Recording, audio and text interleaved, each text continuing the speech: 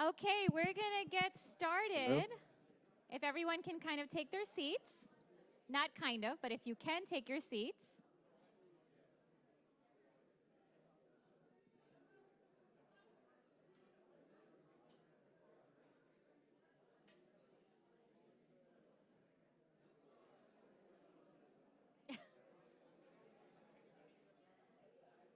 We'll have plenty of time for meet and greet after the forum, but we're already kind of off schedule, so I'd love for you all to take your seats.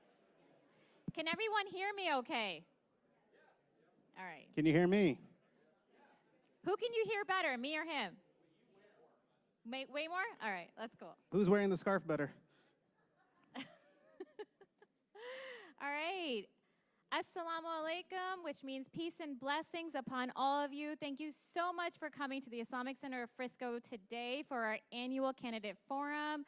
We have been having this forum. This is our 10th year, actually. But this is the first year in our new space, which we've had since, I believe, the summer. So we're super excited to host you all. We're going to get started with the program, and I'll continue my welcome after, but we're kind of limited on time, so we'd like to have the Boy Scout troops come up for the pledge. Come on up, boys.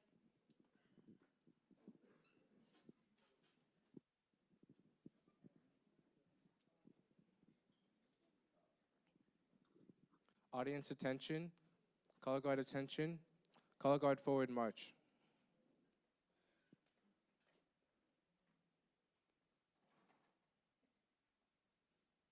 Halt. Color guard cross and prepare to post the colors.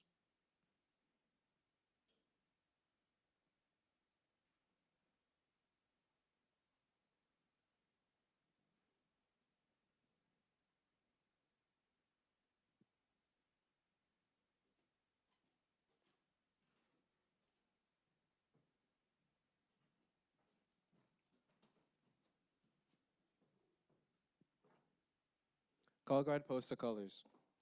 Audience, please remove any non-religious headgear, place your right hand over your heart, and please join me in the Pledge of Allegiance. I pledge allegiance to the flag of the United States of America and to the republic for which it stands, one nation, under God, indivisible, with liberty and justice for all. Now please join me in the Texas Pledge. Honor the Texas flag. I pledge allegiance to the Texas, one state, under God, one and indivisible. Color guard reform rank.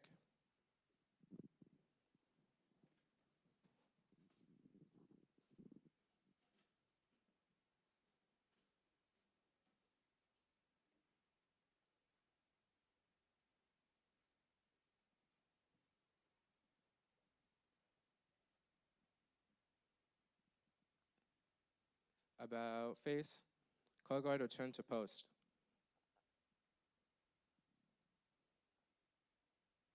Halt. About face. Color guard at ease, audience at ease. Thank you, boys. Okay, so welcome again. My name is Sadaf Haq, and my co-host, I'm Eric Gafar. We will be moderating this forum for you today. Just wanted to mention a few things. Again, you are at the Islamic Center of Frisco. We are a 501c3.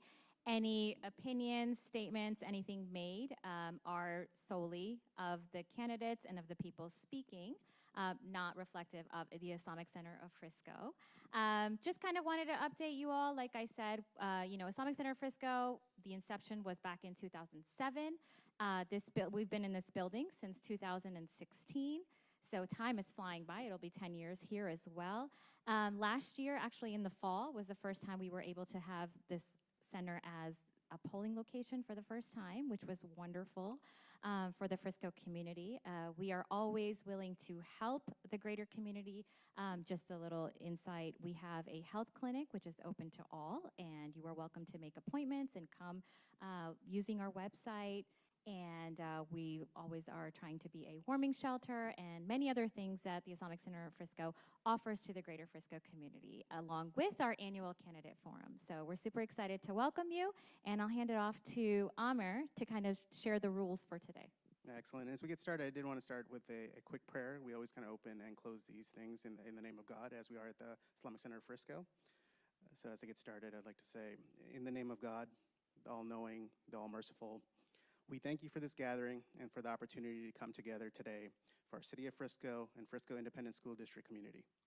We ask you to watch over all the candidates who have taken this huge leap in running for office to serve their community. We are grateful for the chance to connect, learn, and grow. We ask for your guidance and wisdom today to work towards common good and leave this forum today with purpose and a sense of hope for our future together. In God's name, amen. With that, I did want to invite the FISD candidates on stage. So all the FISD candidates, can we have you on stage? And as you're walking up, I will explain to the audience the rules for this forum. So each candidate will be given 1 minute for all their responses, 1 minute for an introduction, 1 minute for a closing. Sister Sadaf and I will be asking questions in between. New this year, you'll also see the red flags that are on the table. So after 10 years, we had to change it up a little bit. So everyone has the opportunity to add 1 minute or give a rebuttal for 1 minute if they throw their flag down. If they don't need it, then they don't need it, and they get to keep the red flag as a souvenir. But we do hope that it will get some people the extra time that they're looking for. I will direct you to, where's Kashif? So all candidates, he is holding the sign and he is the timekeeper. So if you see the red sign, that means you're out of time. So please don't make me and Sister Sadaf stop you guys in the middle of it. But we are trying to keep everyone to 1 minute for the questions. And with that, I think we'll get started. All right, sounds good. It's random. Yeah, you can sit. And then candidates, you'll see a microphone in front of you as well. And we'll start. All right, well, I will start us off. Okay, Melanie, I'll start with you. What challenges do you see the FISD face? Sorry, Sister, so the 1 minute introduction. Oh, yes, my apologies. I was ahead of the game. Yeah. If you all could please provide a 1 minute introduction. Melanie, please go ahead. Good afternoon, everybody. Hello? Okay. Good afternoon, everybody. My name is Melanie Barrios Jones, and I am running for Frisco ISD Board of Trustees, place number 2. And yes, you might recognize me from last year. I ran, and I'm trying again this year. I love this district with all my heart and soul. We've been here since 2015. I've participated in multiple committees with the district, and I can tell you that we have a lot of wonderful things to look ahead to, and we also have some things that we need to work on. And my why is because I really want this district to be head and shoulders above every other district in the state of Texas. I truly believe Frisco and the state of Texas lead from the front, and I think there's nothing more important than being part of a team that can help make that happen for all of our children. Thank you.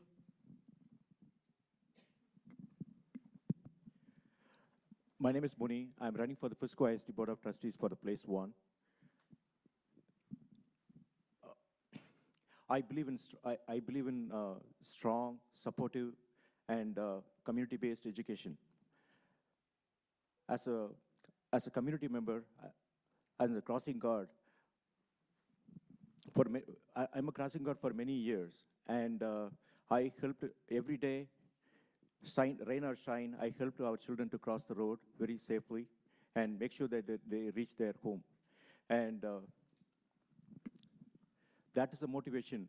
I take it to the board, and I want to make sure that every child succeeds in their education and in their life. I do advocate for the academic excellence, fiscal responsibility, transparency and accountability, and the campus safety. And please vote for me to help our children. Thank you.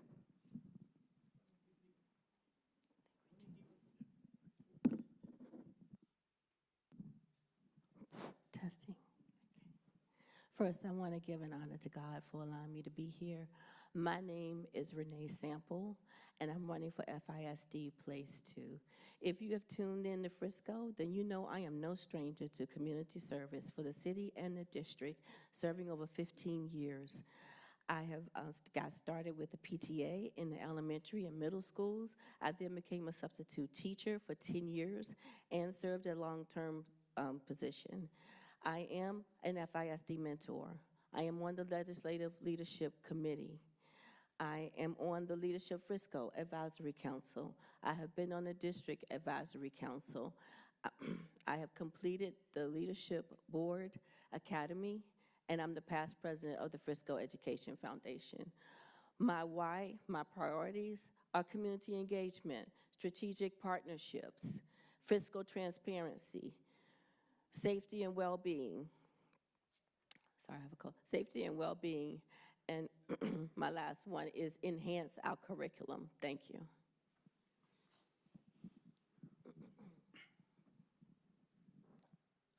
Good evening, everyone. This is Suresh Manduva. I am contesting for Frisco ISD Place 1.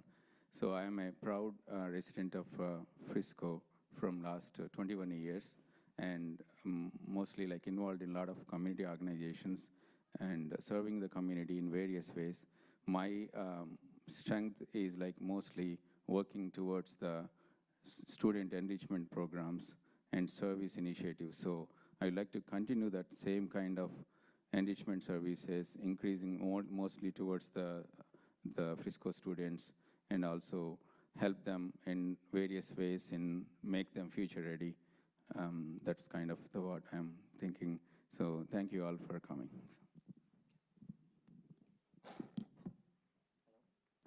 Hello. Good afternoon, everybody. Thank you, Islamic Center, for hosting us. Happy Ramadan to all the people who are celebrating it. I am Dr. Amit Kalra. I'm running for Frisco ISD Board of Trustee, Place 1. I have been a Frisco resident since 2014. I moved to Texas in 2011. I've been a part of Frisco ISD through the Early Child Intervention School, through the elementary school, and now my child goes to a middle school. I've been a part of the District Advisory Council. I've been a part of the District Bond Program. I've been part of the Library Review Pool. I've been part of the Capital Projects Committee. And when coming onto the board, I'll hit the ground running from day one. I stand for my 5-star formula: school safety, teacher empowerment, academic excellence, communication refinement, and fiscal prudence. Thank you all for spending your time over here today to listen to us.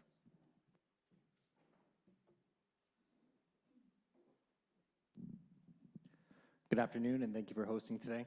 My name is Stuart Shulman. I'm running for Frisco ISD Place 3. I'm running because I love the school district.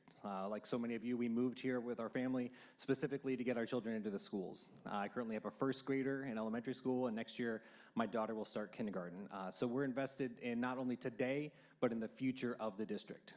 Personally, I've been in education for 20 years. I spent 10 of those years as a classroom teacher. So I understand what's going on in the classroom. I understand it from the teacher perspective, the parent perspective, and also from the community.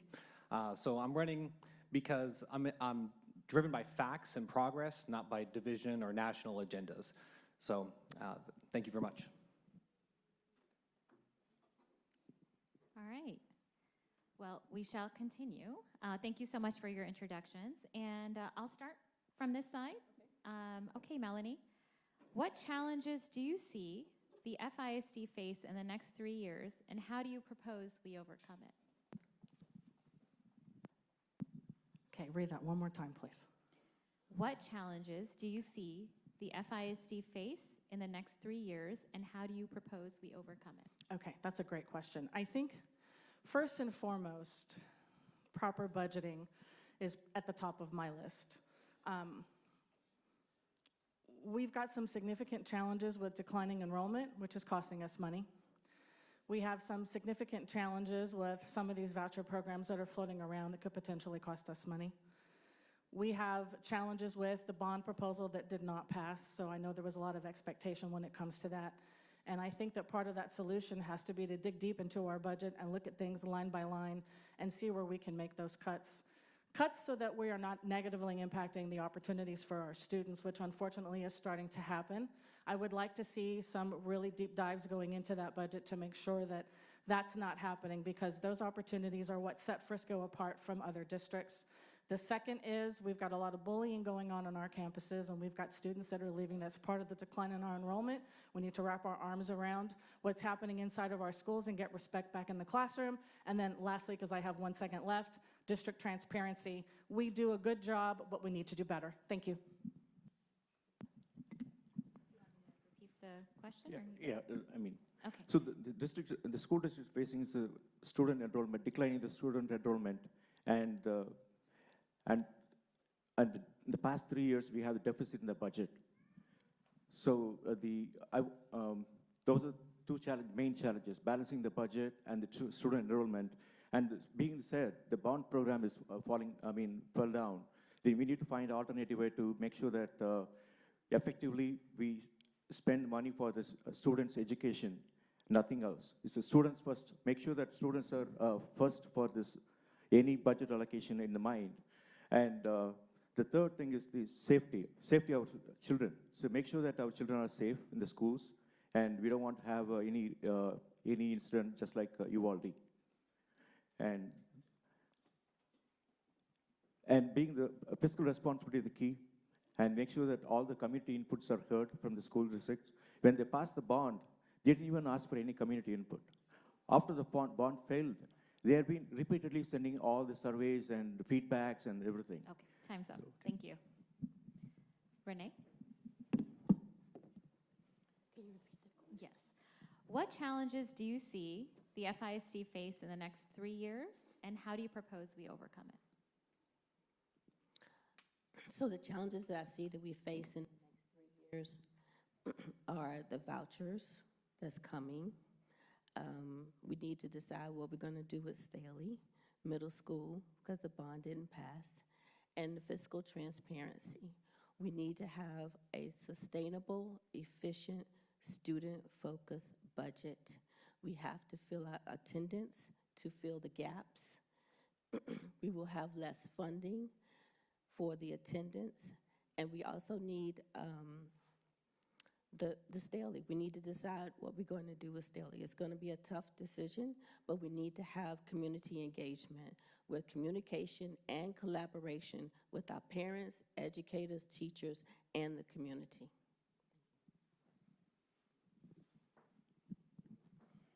It's the same question, right? Yeah. Okay. Yeah. The main challenges I think I have been noticed by attending few sessions and then talking to the people is, the one is the deficit budget. So which basically we can overcome by, I guess like one is like working closely with the legislators and getting some funds and then cutting down the cost wherever possible.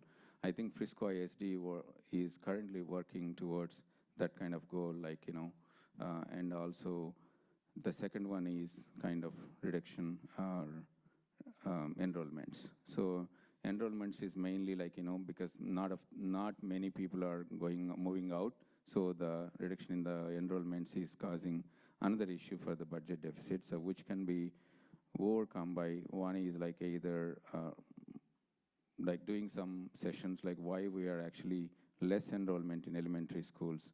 And I know we have a great enrollment in the high schools in all those last couple of years, but less enrollment, we can have sessions. And also the other one is Okay, like I think time's up. Okay, thank you. Good afternoon. In the next 3 years, the challenges that I see upcoming is one, from the pressure from the school vouchers, which we as a community have to unite and stand up against because it benefits nobody. Balancing the budget is important because our state funding for per student hasn't increased since 2019. That puts pressure not only on the district, but it also impacts teachers' salaries. So if we need to support teachers, we had the bond program. I was a part of it. There's also aging infrastructure. We have a family of 77 schools that have grown together in Frisco, and now we also have to maintain their upkeep. So to maintain the upkeep, you have to balance the budget. There's probably going to be another bond program down the line. Well, everybody gives us 2 cents about how to balance and how to make the ends meet. We just asked for 3, but it didn't pass last November. So growing together and working together, not only with the 7 on the board in the ISD, but also 7 on the city council and our business community, that's the way we're going to overcome our challenges. Thank you. So over the next 3 years, the biggest challenges are going to be maintaining and hopefully expanding the student opportunity model that makes Frisco special and unique and a destination district, and balancing those opportunities with retaining teachers and making sure that they feel valued and we are able to compensate them correctly and properly. Both of those deal with the budget. And the budget is basically decided by the state in terms of the funding that we're going to receive. Yes, there's tax dollars and there's local funding, of course, but a lot of that, what we need is the advocacy from the state to make sure that we're fully funding the schools. As was mentioned, we haven't seen an increase in funding since 2019. We've all experienced an inflation. That's cost the district over $105 million per year in expenditures. In addition to the unfunded and underfunded mandates from the district, that's another $60 million. So just that alone is a quarter of our operating expenses. So it's going to be balancing how much can we advocate to get from the state and how can we apply that to our school system so that we're balancing the students' needs and the teachers' needs. Perfect. They covered all the questions we had already, so we're going to have to double click, I think, a little bit. So let's double click on the bonds and how they failed. And I think the biggest thing that we've heard from the community is there are schools like Staley that are in desperate need of repair. And we'd all like to think that we have a lot of time to balance budgets and go after bonds, but these schools are hurting right now. What can we do for Staley and those other schools in need repair immediately? How would you tackle it? So there's a lot of things to tackle there. I think, you know, in 2018, we did have a bond for $8 million that was passed to do some refurbishment to the school. Once they got in there, they found that the needs far exceeded the $8 million, of course, so they pressed pause. With the bond and it failing here, I think a lot of it was misunderstanding as to why the need was so critical and so timely. At least in my community, there was a lot of questions of after it failed, it's like, oh, well, what do you mean they made closed Staley? You know, what do you mean it was so in disrepair? And so I think a lot of it loops back to communication and education to the community, not just in the Staley community, but the broader community of all of Frisco, making sure that they understand that we're in this together and that when one is suffering, we're all suffering. So I think going back and re-educating and seeing if there is time, we can get another bond going, or we can reappropriate some of the funds that are from the other bonds. I know we have about $30 million sitting in there, if that can make a difference in the near term.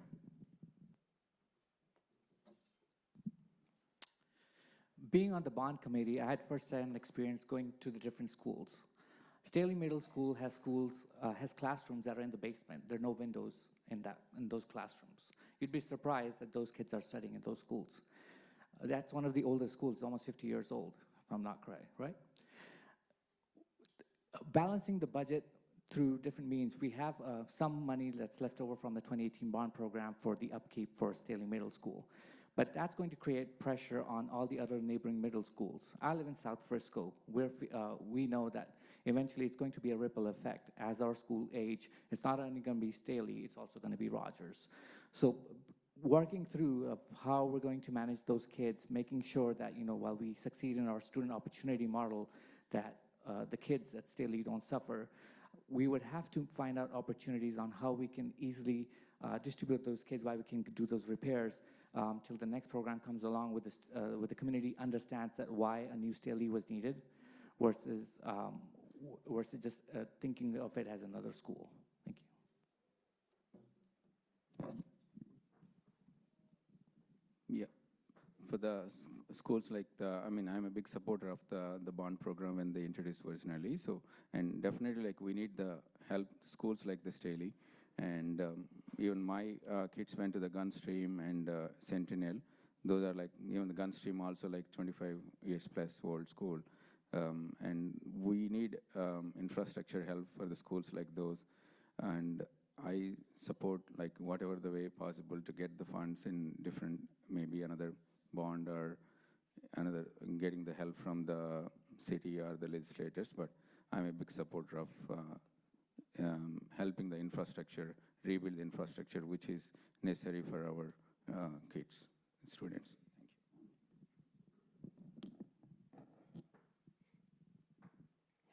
I actually had the opportunity to be on the bond committee, And I think there were two areas of improvement: timeline and communication.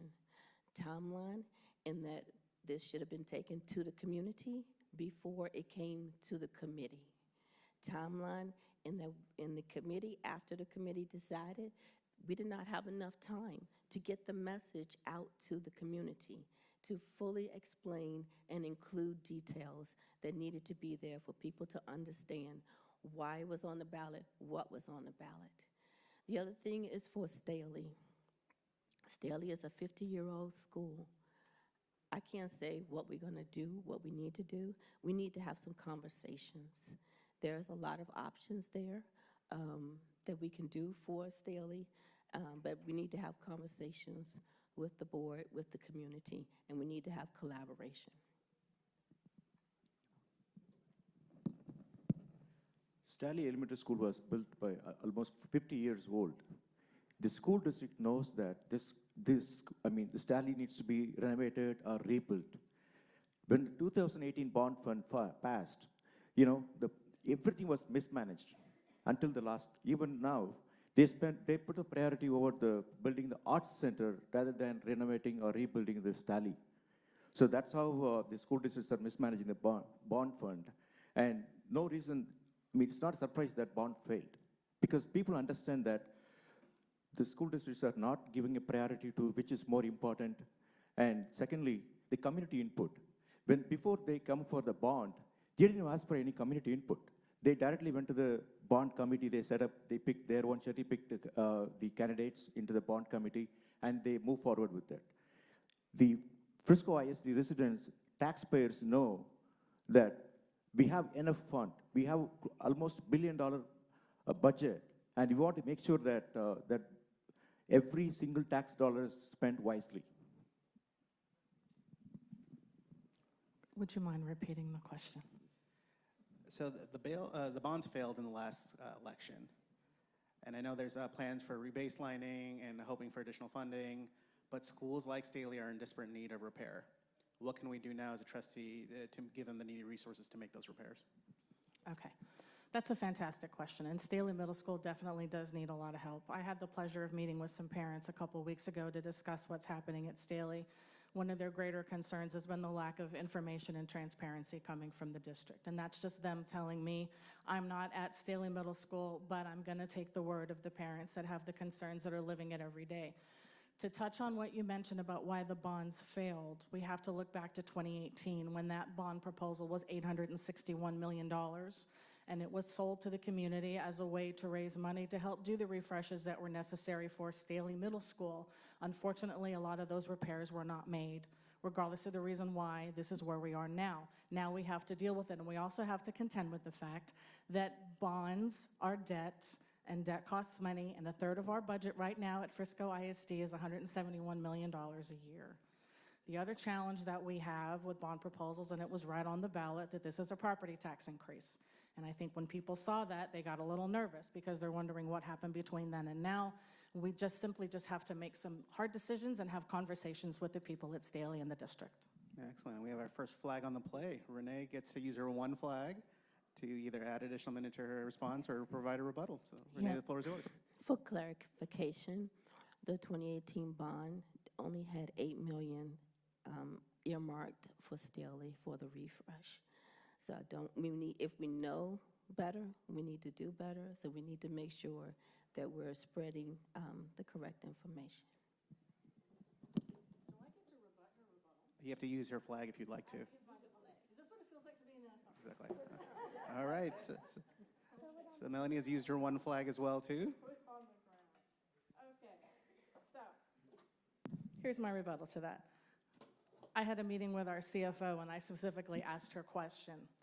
How much was the bond, refresh my memory, in 2018? And she told me it was $861 million. So I'm repeating the information that I got from the district. Okay. Well, we'll move on to our next question. Thank you, ladies and gentlemen, for continuing on. Melanie, since I have you, we'll just continue on with you. School choice vouchers look very likely to pass in this legislative session. Do you support school choice? And what impact do you see it having on FISD? Okay, so there's a huge difference, in my opinion, between school choice and educational freedom. This is America. We have school choice. You can choose to stay in public school, go to a charter school, go to a private school, go to a religious-based school, or homeschool. Frisco happens to have a wonderful program where between K through 8, you can transfer your child to any school you want as long as there's capacity. We have school choice. This is a misnomer, and I think this voucher is an absolute disaster. I hate it with every fiber of my being. It's going to cost us money, it's going to cost us enrollment, and the way that they proposed it, they did a bait and switch, and I am not a fan of that. Anybody that knows me knows that I come in the front door. I'm going to be honest with you. I'm going to present you facts. They said everybody in Texas was going to get school choice. We have 5.5 million students in the state of Texas. And then when the bill was rolled out, it was for 100,000 students. 80% special needs, the other 20% aggregate gross income less than $161,000. Who's that going to help? Nobody. Anybody that knows special education knows it's expensive. That voucher is going to be a disaster. I am not a fan.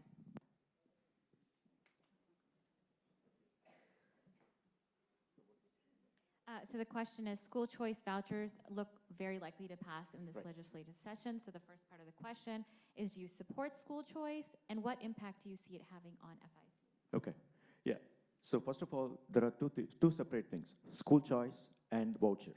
The school choice already exists in Texas. Like Melanie said, we have a private school, public school, religious school, home school. It's up to the parents to decide where they want to put their children to be. There is no question about it. I am for the school choice.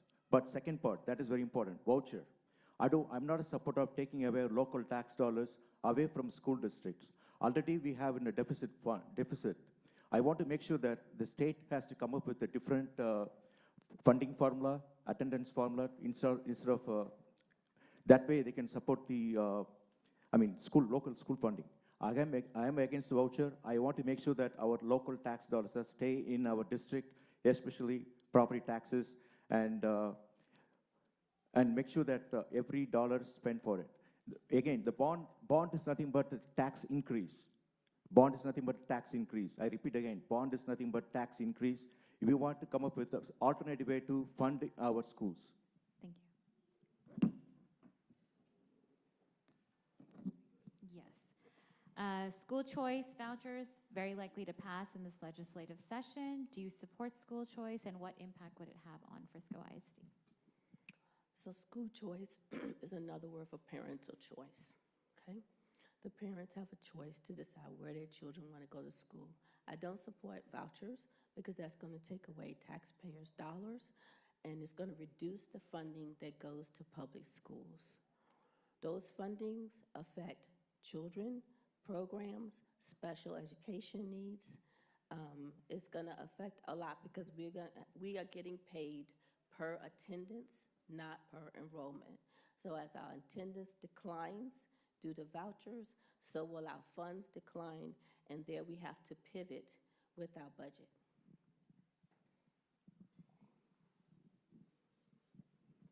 So I support the school choice because that's the parents' choice, and because they can go to any school they want.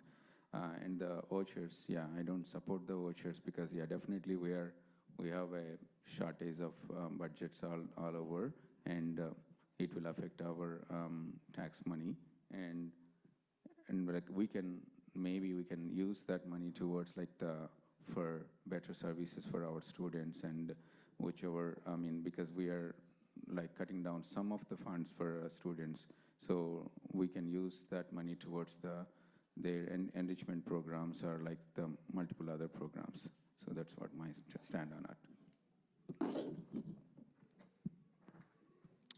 Good afternoon. School choice already exists for the parents. They can homeschool, they can send to public school, private school, charter school, so school choice already exists. Adults, go to Google School. School vouchers benefit nobody, only a selected few. Our schools get funded per child attendance. When that price hasn't increased since 2019, school vouchers are going to create an even bigger deficit. It would impact families, it impacts teachers, it impacts all schools together. You can even see people where they're going to treat children as a source of revenue, as a school voucher. How would we make sure that school vouchers even actually end up in the schools? There's the turmoil effect that's going to ripple into a lot more disaster of public education as it is. All these kids deserve education. The next generation of Texas workforce depends upon public schools. When I'm old, I want educated children to take care of me. So what the state is proposing right now and has proposed for the past decade, it's not choice, it's welfare for the wealthy. That's who it benefits. So it benefits people that are already in private schools or paying for their children to go to schools. It's a subsidy for them. In every other state that this has passed, I grew up in Arizona, it passed in Arizona recently, their budget is being blown out of the water because of this. In Florida, same thing. And it's being spent on things that are not educational, not on school needs, not on student needs. It's just being spent on things, going to Disney World and buying TVs and buying all this other stuff. It doesn't work. It's been proven not to work. In other states, we see that. Even in our own state, we see that the budget analysis of this, yes, it starts at $1 billion, but by year 4, it's almost $4 billion. We need this money in our public schools for all of the children. We don't need to be subsidizing people that are already going to school. And that's what every other study says too, is that the vast majority, nearly 80% of people that take advantage of vouchers in other states are already private school kids. Thank you so much. And we've done these candidate forums for how many years did you say, Sister Sylvia? 10 years? And this question keeps coming up, and it's sad that it keeps coming up because the question is on drugs.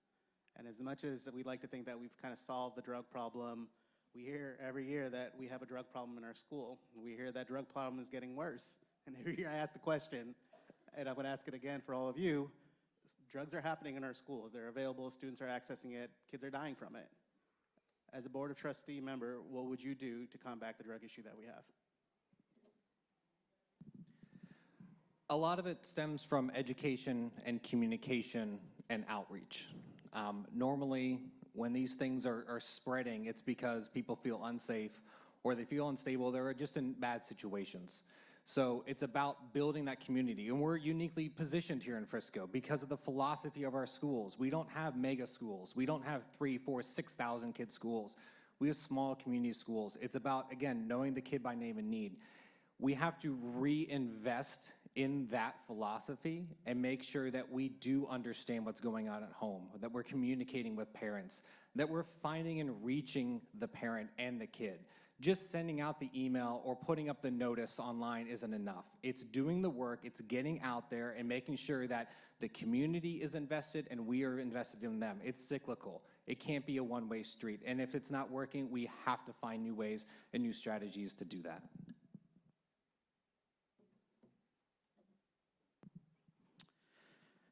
Drugs are a menace.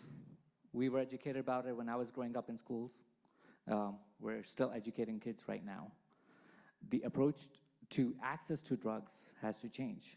For that, the community needs to be aware of, like, what are the different methods through which they're getting the access? Are we allowing easy access through easy funding to the students through their, to get money? Are they doing with alternate routes via the internet where we don't have access to? We're already, the district suing the social media where parents don't have control over what app the kids are using. So the access to the drugs, the parents have to get the education on. The students have to be educated on, because you can have the best read child in your household, but eventually the influence of the peers is going to make an impact. So the community needs to come together for parents, teachers, students as well. They have to say no to drugs. Drugs are not cool.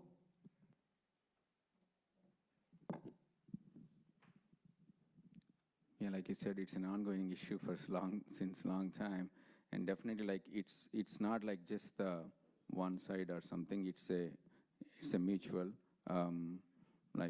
communication between support from the community and the teachers and the students, and give them awareness about like not to use, and that is I think the best way can come up with. We have to organize like multiple sessions. I know Frisco ISD doing great job like last several years.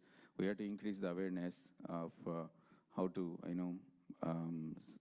avoid them from the schools, and also increase the funding if there is any kind of any possibility, and then bring the multiple awareness sessions.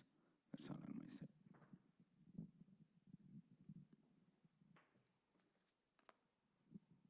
Okay, you're right.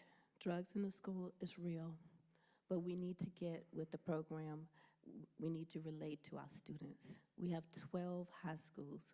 We need to go into those high schools, educate the students on how they can report. They know what's going on. We have a Stop It app where they can report anonymously. Are they using it? Are they educated with the tools that are there in place? It goes straight to Frisco PD. So I had an opportunity to meet with Frisco PD, and their hands are tied if they don't know. They have to know in order to act. So we need to educate our students, our high school students that are very savvy on their phones, and we need to get with, know the programs, know the apps that they're using, and educate them on how they can report what they know to administration.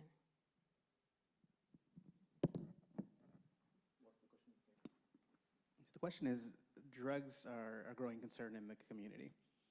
As a Board of Trustee member, how would you keep them out, and what would you do to address the drug problem? Yeah. Okay. So right now we have 12 high schools and 18 middle schools. It's all starting from the middle school. That's where it's all starting from. The culture, the drugs, vaping, and cyberbullying. As a parent, and it has to be community effort. It is not just a parent's effort. I want to make sure that all the stakeholders, parents, teachers, and the administration, everybody has to be working on together to come up with a policy which is workable.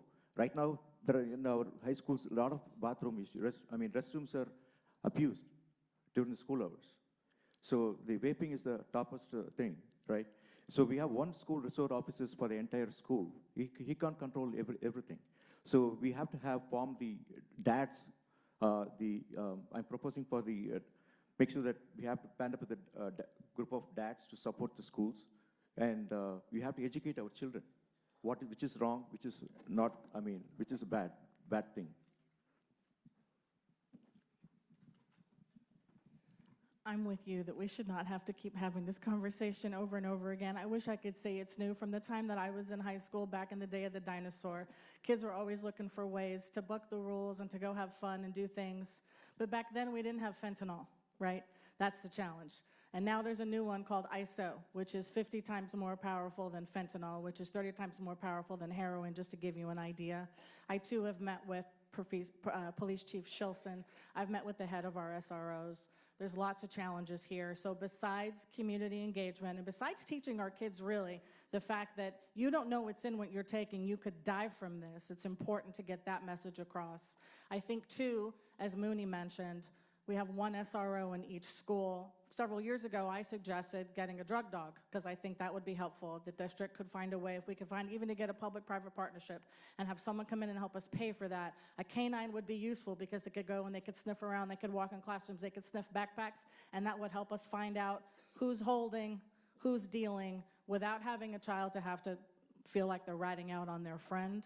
Apps are great, but we also need to learn the lingo the kids are sharing with each other too. Thank you so much. We get closing comments then? Yes. All right. You have 1 minute each if you want to go ahead with your closing comment. That was the last question. You weren't kidding. You guys were the easy one this session. That's good. Ladies and gentlemen, I thank you all so much for your time and for your attention and for the wonderful questions, to the Islamic Center for hosting us. I'm excited to be part of the solution for Frisco ISD. I hope that I've said some things today that will help you say to me that, yes, I've earned your vote. I'm passionate about public education. I'm passionate about our kids' safety. I'm passionate about our teachers who are feeling very overwhelmed right now with too many meetings, not enough support in the classroom, and things are going to get a little bit more difficult as budgets go down, because where are we going to make those cuts and what's going to happen? I've got some ideas. I'm continuing to have conversations, and I want you to know I'm always open for that. You can reach me on my email, jones4fisd@gmail.com. My website, jones4fisd.com. I'm open to talk to anybody at any time about anything. I thank you all again so much, and I hope that I've earned your vote. I believe that education is a great equalizer. And I'm a strong supporter of the public education and make sure that our local tax dollars stay in our district to help our students and the teachers and make sure that the same fund is used to renovate all our infrastructures of the 77 campuses. And I'm a strong believer of fiscal responsibility and make sure that we balance the budget and kids are here to educate. I want to make sure that every children succeed in their life and with our and also make sure that the schools are safe about the drug and all the vaping issues. And we want to make sure that parents have parents' rights is more important thing. I want to make sure that every parent they know their children's best. They know their well-being as well as their health and education. It's the parent choice. I want to empower the parents and the community, make sure that our school succeeds, Frisco ISD succeeds in the future. Thank you.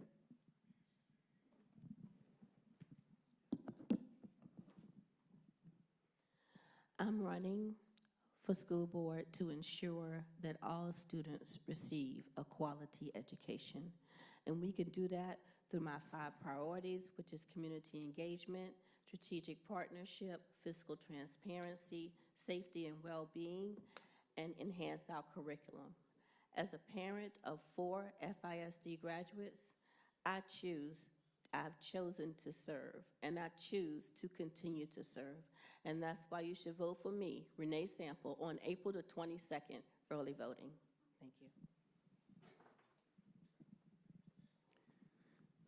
I believe in the strength of our community to support every student every day, most possible way, to strengthen their opportunities wherever possible. And also, with my education and experience and my unwavering dedication to support the various communities. And I'm standing in front of you as a trustee, Frisco ISD trustee contesting for place 1. And I'm humbly requesting your support, trust, and vote as a trustee for Frisco ISD place 1. And you can visit my website, sureshforfisd.com, and or you can, it's all my information is there on the website, and you can reach me anytime. And thank you so much. I'm Dr. Amit Kalra. I'm a physical therapist. I'm running for Frisco ISD Place 1. I'm a parent, and I'm a resident of Frisco. I love Frisco ISD. Our family of 77 schools in Frisco ISD, we love it as a community together. We're going to build it together. My experience as a healthcare professional helps me to treat everybody equally. I see the challenges, I overcome it. I've been volunteering for over 25 years. I have a Presidential Voluntary Service Award under President George Bush. Every community that I've lived in, I've volunteered. Community volunteering is a part of me. It's a part of my family. My education is a part of my family. My mom was a librarian. She was also a director of the National Council for Teacher Education. My wife's been a professor. My mother-in-law's been a teacher. Education is a part of our family. Change is here. You have the choice. Vote for Amit Kalra, top of the ballot, easy to spot. I'm here. I'm going to hit the ground running from day 1. I've served the district. I'm here ready to serve you. Thank you. Stuart Schulman, running for place 3. With me, you're going to get an educator. 20 years in education, 10 years in the classroom. Next year, I'll have 2 students in the elementary schools. So I'm here for the long run. I'm not just here for 1 term. I'm here to serve for the long run. You're going to get an advocate for public education. You're going to get someone that knows the value of engagement and knows the value of a communication and how far that can go. And you're going to get someone that values the teachers and trusts their expertise. So Stuart Schulman, Stuart4FISD.com. Come send me an email, come out to a meet and greet, get to know me a little bit more, ask me a question. Happy to communicate in any level. Thank you. Well, thank you to everyone that could make it here today. Invites were sent out to all the candidates. We missed those that could not attend today. So can we give them a round of applause?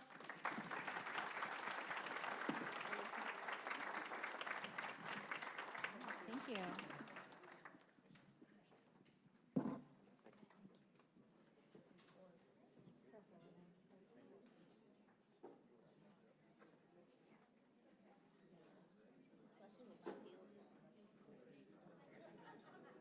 Excellent. So now we're going to move to the city council portion of it. So city council candidates, please come up front. And the FISD candidates will be here for the last portion of the program. So volunteers will be walking around with note cards. So please ask any questions you may have on the note cards. And city council candidates, can we please have you join us on stage? What do you mean, like, get? Oh, okay. Yeah. Okay.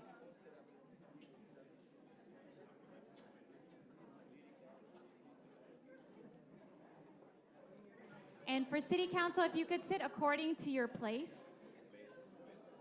Yeah, so we can have the place fours here. Oh, place four is here? Four? So we'll do place four.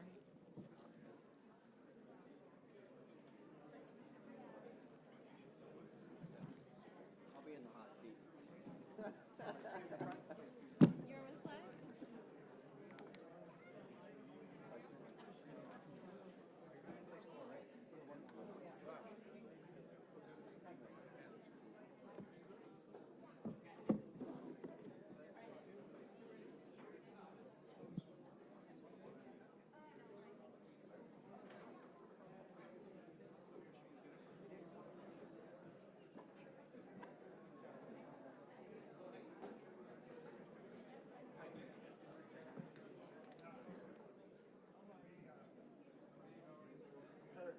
And just to clarify, we will be having a Q&A with the candidates, Frisco IC and City Council, after they're done, so.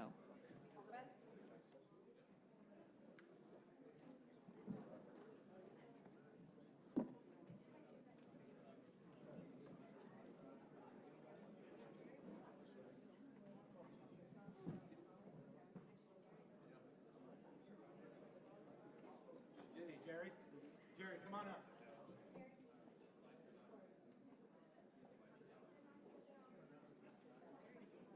That's it.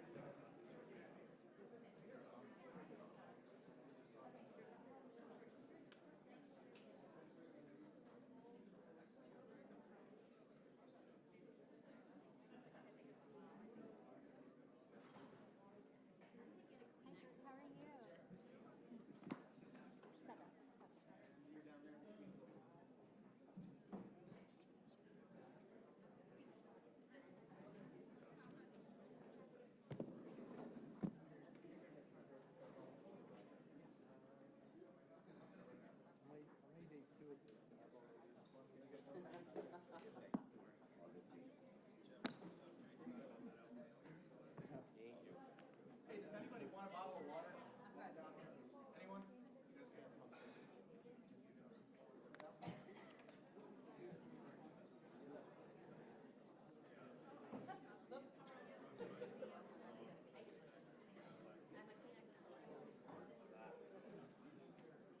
Just in case.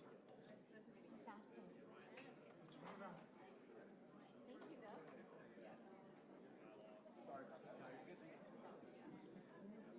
Thank you, everyone. I'll be prompting you on the time again, so pretty easy to spot, 15 seconds or thumbs up, so keep an eye out.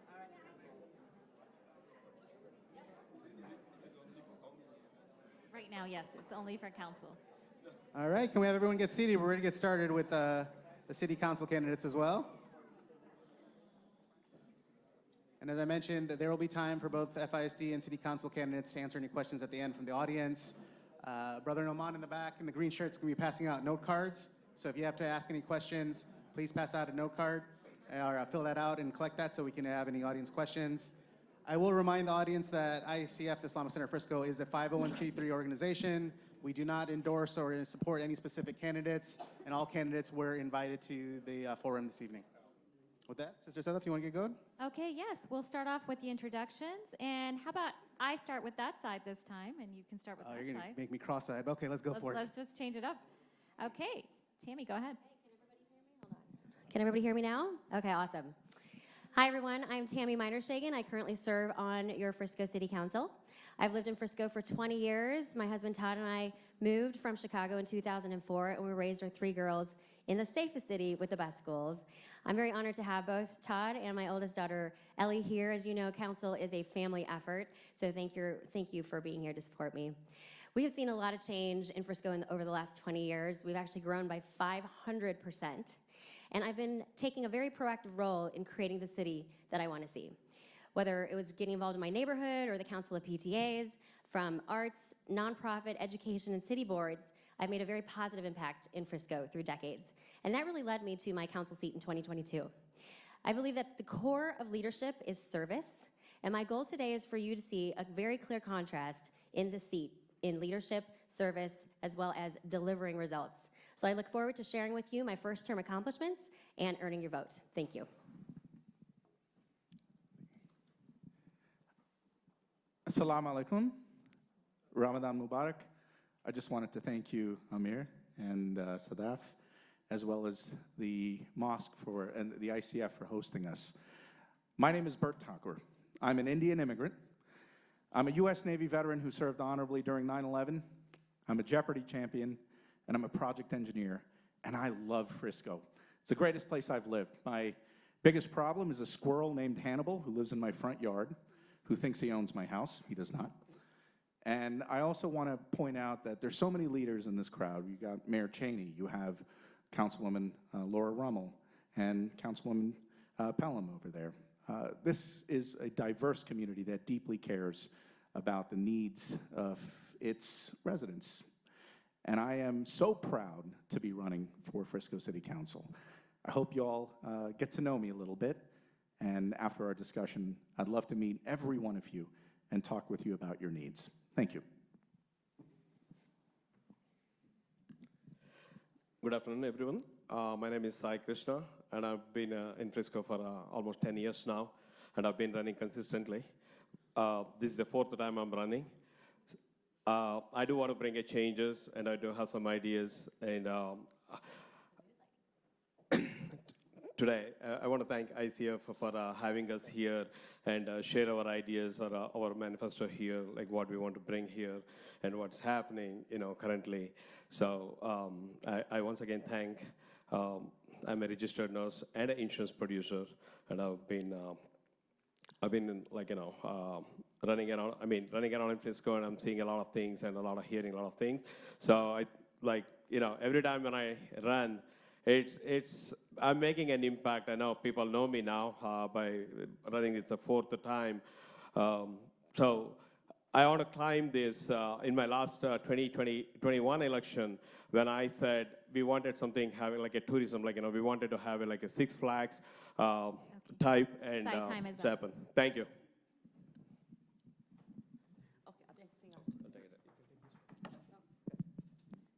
Good afternoon, everyone. I'm Sangeeta Datta, and I've been over here a resident from 2018. Frisco has been extremely welcoming, and I have fully immersed myself in Frisco. Being an ambassador, Frisco Chambers, I'm a graduate of the Leadership Frisco Class 25, been an ambassador with the Citizens Police Academy, City 101, and I've had the honor of earning Emerging Leader Award in 2021. I also serve as a joint treasurer at an Indian organization at IANT.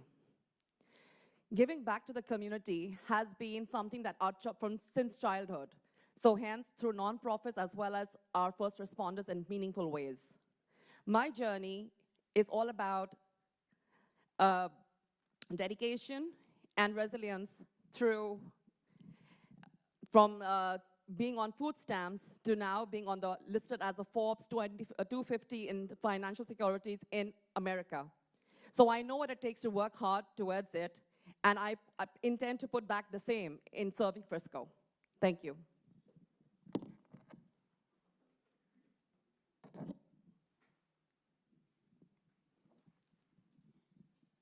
Hello, everybody. I'm Jerry Spencer. This is the first time I have ever run for a public office. I've always wanted to, all of my life, run for a public office. Is this thing working? Yeah, look closer to your face. Okay? All right. So I've been in Frisco for 20 years. My wife and I live in Plantation Resort. My professional background is as an urban planner in the city of Dallas. Recently, I just got interested in running in Frisco. I've sort of reached the point in my life where it's either now or never, so here I am. And I've got some ideas, and if any of you guys are interested in finding out what those ideas are, we don't have a lot of time up here, so please come over to my table in the corner and say, hey, what do you think about this? What do you think about that? Thanks.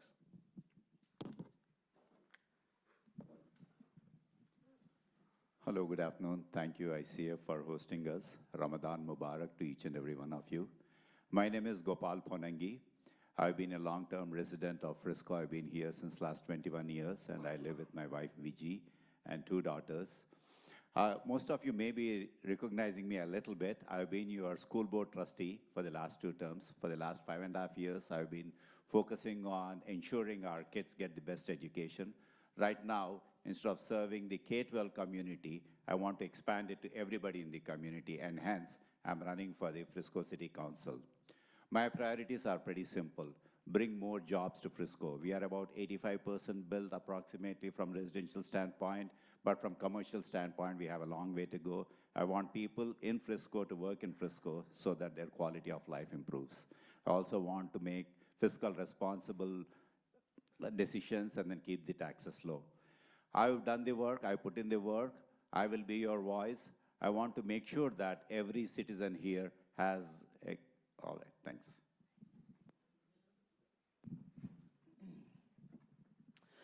My name is Josh Meek. I'm running for Frisco City Council Place 4. My mission is to keep Frisco on the right track as a world-class city. I've been here for about 13.5 years, local business owner, raising 2 children, ages 12 and 8 here in the community, and that's a big reason of why I have been involved in the community. And so that involvement and experience spans over the last decade plus, not just in community roles, but also specifically on city boards. I've been on city boards now for 6 years.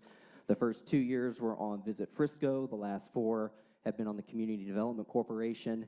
And just about everybody knows that I'm very popular for going to city council meetings. The last Tuesday was city council meeting number 133 for me. So been very involved, have a very big why, because this is not only where I'm raising my children, but I one day want to raise my grandchildren. I look forward to speaking and meeting all of you today. Perfect. We'll continue with you, Josh, on that side. So this is always a good opening question, and then obviously we're going to dig into some of these topics. But the question is, what challenges do you see the city face in the next 3 years, and how do you propose we overcome it? I think the biggest challenge, quite honestly, over the next 3 years is really within the next 12 months. We have a lot of institutional knowledge, especially on the city side, that is going to be expiring or terming out. And so this seat right now for Place 4, Bill Woodard has been serving in that seat. He's been there for 9 years. He was previously there on planning and zoning before that. We have Mayor Cheney that will be terming out as mayor. He was a city councilman before that. We have Brian Livingston that will be also terming out, which is 9 years. And I don't know if you know the specifics, but if a council member wants to run for mayor, that person also has additionally stepped down. And I would say there's some probably pretty tenured people that are discussing potentially getting into that race. So we're about to have a huge gap, not only just in the city, but even the ISD. You have 2 brand new seats and potentially a 3rd new candidate in that seat too. So I think the biggest threat to our community right now is just the turnover in leadership. Same question. Yeah, same question. As we grow, one of the major challenges is that, we ensure that we have the same look and feel of the old Frisco city while we are having more and more commercial buildings come up. So we need to be very thoughtful on how we grow. And another important thing is that, we are almost built out. So the traffic is a very major issue. So we need to use smart traffic solutions so that, the traffic from one point to other will be able to move very smoothly. Another very important thing is, as we grow commercially too, we need to ensure that the green spaces are all preserved properly so that, the look and feel continues to be same. So I would like to ensure that, these are the priorities that I'll work on so that we'll keep the fabric of Frisco similar to what we already have.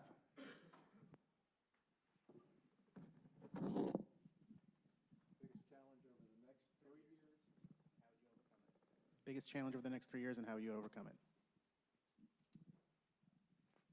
For me, the biggest challenge over the next 3 years and probably the next 20 years is to get Frisco off of this Sports City USA track. Okay, I want to get off of that track. I want to broaden the local economy to a much greater extent than relying strictly on sports and entertainment allows us to do. Specifically, I would like to see the Economic Development Department start going after 21st century industries, things like AI, medical research, robotics, the emerging industries of the 21st century, rather than focusing on the sports industry, which goes back to the 1950s and 60s. It's pretty much dead. Thanks. Frisco is a very popular destination, and it's a good thing everyone's coming in over here. But with that is the biggest challenge of the growth factor. That is one of the biggest challenges. And with the growth comes along the traffic, the security, as well as a built-out area that's coming around. So we need to work on those ideas so that we can actually help create more jobs around here, so we are able to pay for the taxes and everything around here.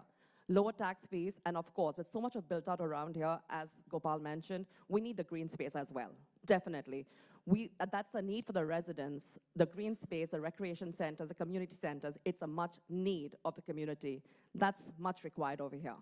Thank you.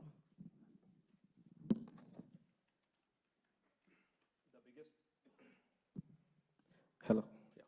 The biggest challenge today we are seeing is communication gap between the city and the residents. We exactly don't know exactly what's happening in the city, and it is not reaching the common man in the subdivision. That's the biggest challenge. We don't want in next 3 years, we don't want to see our taxes goes up. We need to have more jobs here, more employees, like a big place has to be here, and also more universities has to be here, so we can generate our revenue, whatever we are spending on our kids, because we invest on education, research, and also technology. So these universities, which involves this, has to be, if it is in Frisco, we can generate we can spend our revenue and we can generate, develop, we can support small businesses, and also our revenue generates, still it will generate for the city. Thank you. Our biggest challenge in Frisco is creating and making sure Frisco is good for those two who sit up here. Right now, our property taxes are going up. We are spending an enormous amount of money to build a performing arts center for $380 million when we could be using those funds to build better schools, fix our traffic conditions. We could be attracting large technology companies over here, so we have good jobs. I commission hyperscale data centers, billions of dollars of data centers on the cutting edge of artificial intelligence. We don't have those kind of jobs here. Also, what are we doing to, like Councilwoman Laura brought up the other day, we have issues here that require partners to build things like animal shelters. For veterans, we need to have a place where people with mental health issues can go, or gathering for veterans and people who've seen wars. Every second person on my neighborhood app is looking for relief for food or school supplies, and I'm sick of that. I'm sick of us not fixing these basic things. We live in the most amazing place. I intend to keep it that way. So I'm running for city council, not ISD. One of the things that we do need to make sure that we understand is city council budgets are completely separate from the ISD. So we cannot help fund schools or anything like that. I think the biggest problem in Frisco for the next 3 years, the challenge I would say, is making sure that we build a city that stands the test of time. Because that is what is required for us to be sustainable for the future, as well as successful. Because right now we are on a success train, we're on an incline, but we do not want to be a city on a decline. And we certainly don't want to be a city stagnating for a little while and then on a decline. So how do you do that? Because we don't want to make the taxpayer pay for everything. And I would also like to say, we actually cut your property tax rate 3 years in a row in my first term. The rate went lower, your value went higher. That's not the city's choice, that's the county. But the city can do what we can do. We went lower on your tax rate. So we're trying to do everything we can to bring in jobs, which we have done, 10,432 jobs into Frisco in my first term. And we're going to do even more. We do have a plan. Thank you. Okay, thank you. We'll move on to our next question. Tammy, do you support the Performing Arts Center? Do you support a bond? I don't know if people really know. Well, I know, but let's see if others know. Do you support a bond or increasing our taxes to pay for it? Okay, great. I'm glad you asked both those questions. Number one, yes, I do support the propositions A and B, which will be in support of the Arts Center. This is a project that isn't just the last couple years or even the 5 years that we've been working on the homework of it. It's a 20-year community dream. It started with Mayor Kathy C.I. and the Millennium Plan. In 2000, they talked about what do we see for the future of Frisco, and it included an art center, a home for the arts. So I want you to think of this concept. You know, a tropical fish grows to the size of the aquarium. So if it's small in the aquarium, that fish stays small. When it's a bigger aquarium, it grows to its fullest potential. And so the real question this May is, do we want to put an artificial close on our aquarium in Frisco, where we do have 6 major sports facilities, 77 campuses, we have the highest performing mall in the US. Can we also have an art center? Do you want Frisco City Council to have a seat at the table with the partners that are already at the table saying, we want to be involved, we heard you want to do one? That's really what's on the question. Go visit smartfriscopac.com to get all your answers. Thank you, Tammy. And then, and I look forward to talking to you more about this. Thank you. Oh, wait, I didn't do the second part of the question. I do not support it going up in taxes. Time's up. I can't throw my flag. You're right. Thank you. I didn't realize we had 2 questions in 1 minute. So clearly I'm against it. I'm not against the arts. I played the viola in Juilliard in the summer because of a gifted program. My sister almost became the first chair for a large orchestra. Tammy, Tammy sells like the best pianos in the world for, none of us are against the arts. I'm just saying we have a $54 million performing arts center that's currently being built by the Frisco ISD, which is in flight. Why are we allocating and duplicating our efforts for that?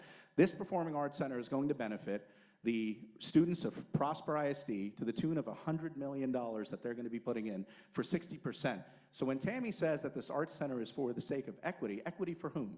Not the students of Frisco ISD, for the students of Prosper ISD. Look, this is not a conversation of whether or not we like the arts. This is a conversation of whether we should be spending responsibly. And look, Mayor Cheney had an opportunity to build a center like this for $19 million a couple years ago, which had partners, but they were responsible for killing it.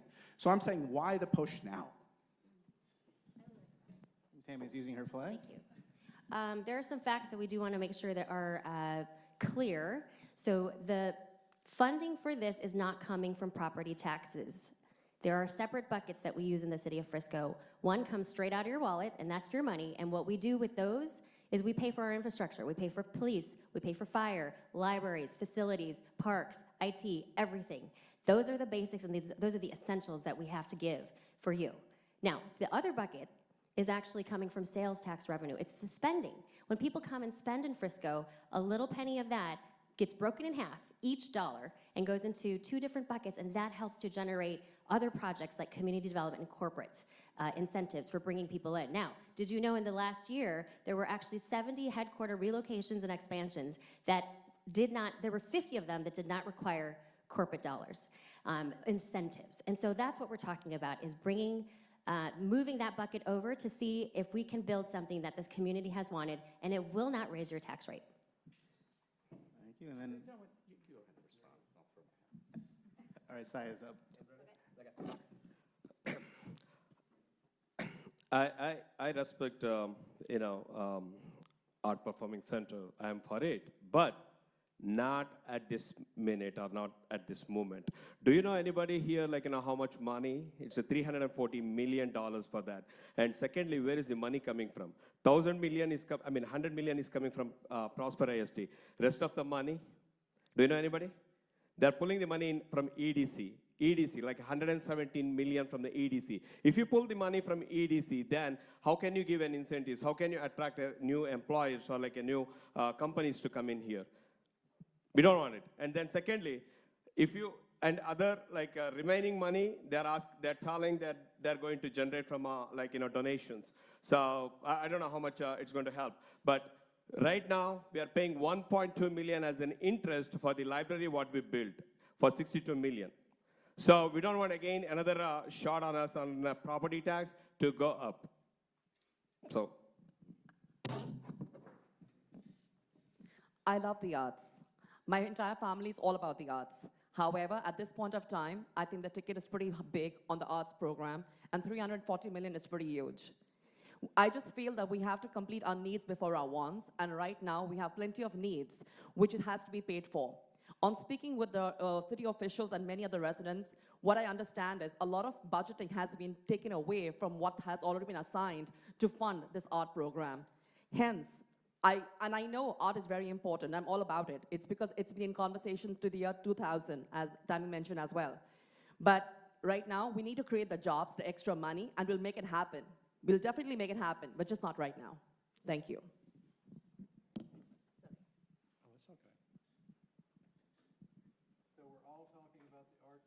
Yes, the question is, do you support the Performing Arts Center, and do you support a bond or increasing our taxes to pay for it? I support the Arts Center, but not in its current form. I would like the city to take another look, try to engage with the other cities in the area, Plano, McKinney, Allen. We did this back in 2007, 2008, and we almost made it happen. We almost had a regional arts center. There are like 750,000 people in those 4 cities. So we can spread the cost of an art center over a much larger group of people, 750,000 rather than 235,000. The per capita cost comes way down when you do a regional center. So what I would like the city to do is go back to the drawing board and try to engage these other cities and do a regional arts center.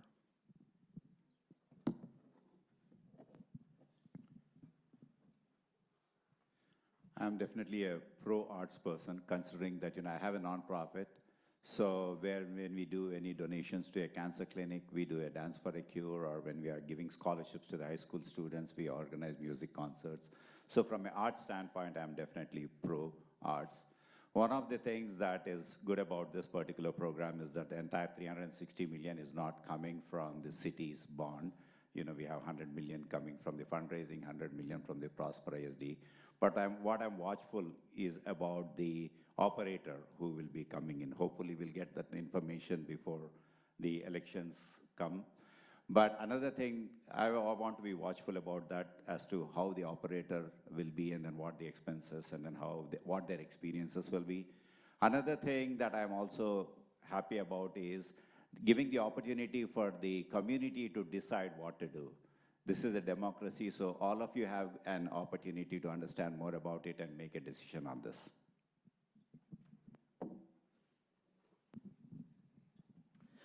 I am in favor. Can I get a little bit more volume? I don't feel like I'm loud enough. Can you guys hear me okay? Okay, all right. I am for the Center for the Arts, and I am a supporter of the current funding mechanism. It's very, very important that we have this discussion. This will not be funded through property tax. It is going to be funded through 3 things. It's going to be a contribution from the Economic Development Corporation, which is sales tax based, the Community Development Corporation, which is sales tax based, and then a TERS, which is a tax increment reinvestment zone, which is kind of tied to that specific property. There's a lot of details that need to go into this conversation, so please come talk to me after. But one thing I want you to think about, when you are traveling the United States of America and you want to make a trip to San Francisco, Chicago, or New York City, what is one of the top 5, if not top 3 things that you want to do? You want to go see a performance at the Orpheum in San Francisco. You want to go take a picture and see a performance at Chicago Theater in Chicago. And you want to go see a play in Broadway in New York City. Why would we not want to be at that caliber of entertainment and options for our kids and future generations? And then Bert's using his flag as well. So first of all, it's a misnomer. Yes, property tax rates might have been lowered from 0.42 to 0.41, et cetera. But at the same time, if your valuation and appraisal is going up, your taxes are going up. So with that in mind, over the last year, your garbage has gone up by 10%, your water and sewer has gone up by 6%, your overflow for your water has gone up by over 10%. The average homeowner here now pays $11 more than they did last year. To Josh's point and to Tammy's point, yes, 8.25% goes to taxes from sales taxes. Out of that, 2 cents or 2% goes to us. 1% goes to the general fund, 1% goes to the EDC and CDC. Let me ask you this. If you make $1 from your business and you're spending, and you're saying, oh, we don't need to spend money, right? But you're taking that extra profit and spending it on something else, isn't that taking money away from you? We could be using this money for infrastructure. We could definitely be using this money, maybe not to fix our schools, Tammy, but the broken pipes that have burst in our schools. And we can talk more about this later. Perfect. So that's actually our next question. It's a good leeway. I mean, we talk about taxes a lot. Obviously, we've done a lot as a city, as a state, to lower our taxes, but they continue to be an issue. You know, we continue seeing our values increase. We continue to see people not being able to afford basic groceries and needs, and the tax thing is the last thing they need to worry about. So we'll start with Josh, but given that taxes continue to be an issue, do you have a plan, and what would you do to maintain or lower them even further? So it always goes back to the data and comparison between that. If you look at McKinney, Plano, and Frisco, the effective tax rate is 41 to 43 cents. If you look at the Colony, you look at Prosper, you look at Salina, they are all 50% plus. And I would argue that at the cheaper rate, our city also provides much higher quality service as well. So when it comes to managing property tax rates, that's not really the challenge, I think, for current council and previous council. A lot of it has actually been due to appraisal rates. And that's a great thing in the long run because everybody is wanting to be here. So it's trying to figure out how we can balance that. But it's also working in conjunction with our other revenue sources to decrease your property taxes. So through the sales tax that we generate through the EDC and the CDC, it's $34 million per year that has helped fund projects like our parks and other developments. I am a fiscal conservative, and then I'll work very hard to ensure the taxes are low. As a school board trustee from 1.33%, I worked on reducing it by 23% to current rate. My focus is on diversification of the tax base. If we increase, right now we are about 85% billed, but from the commercial standpoint, we have a long way to go. So I would like to ensure that using my experience in Frisco EDC, bring in more jobs, more corporates, so that the commercial tax base will increase, which will also add to our sales tax increase and also the use tax and other things. So by doing this, what we are doing is, we are increasing the tax base from other sources and reducing the tax from the rooftops, which is indirectly giving more money to the homestead, more commercial tax, more homestead to the people. So I will continue to work on ensuring that each and every dollar that is coming in is more in a diverse manner so that, the impact on the individuals is reduced. Thank you. So what was the question again, please? The question is, taxes continue to be an issue. Do you have a plan to maintain or lower property taxes?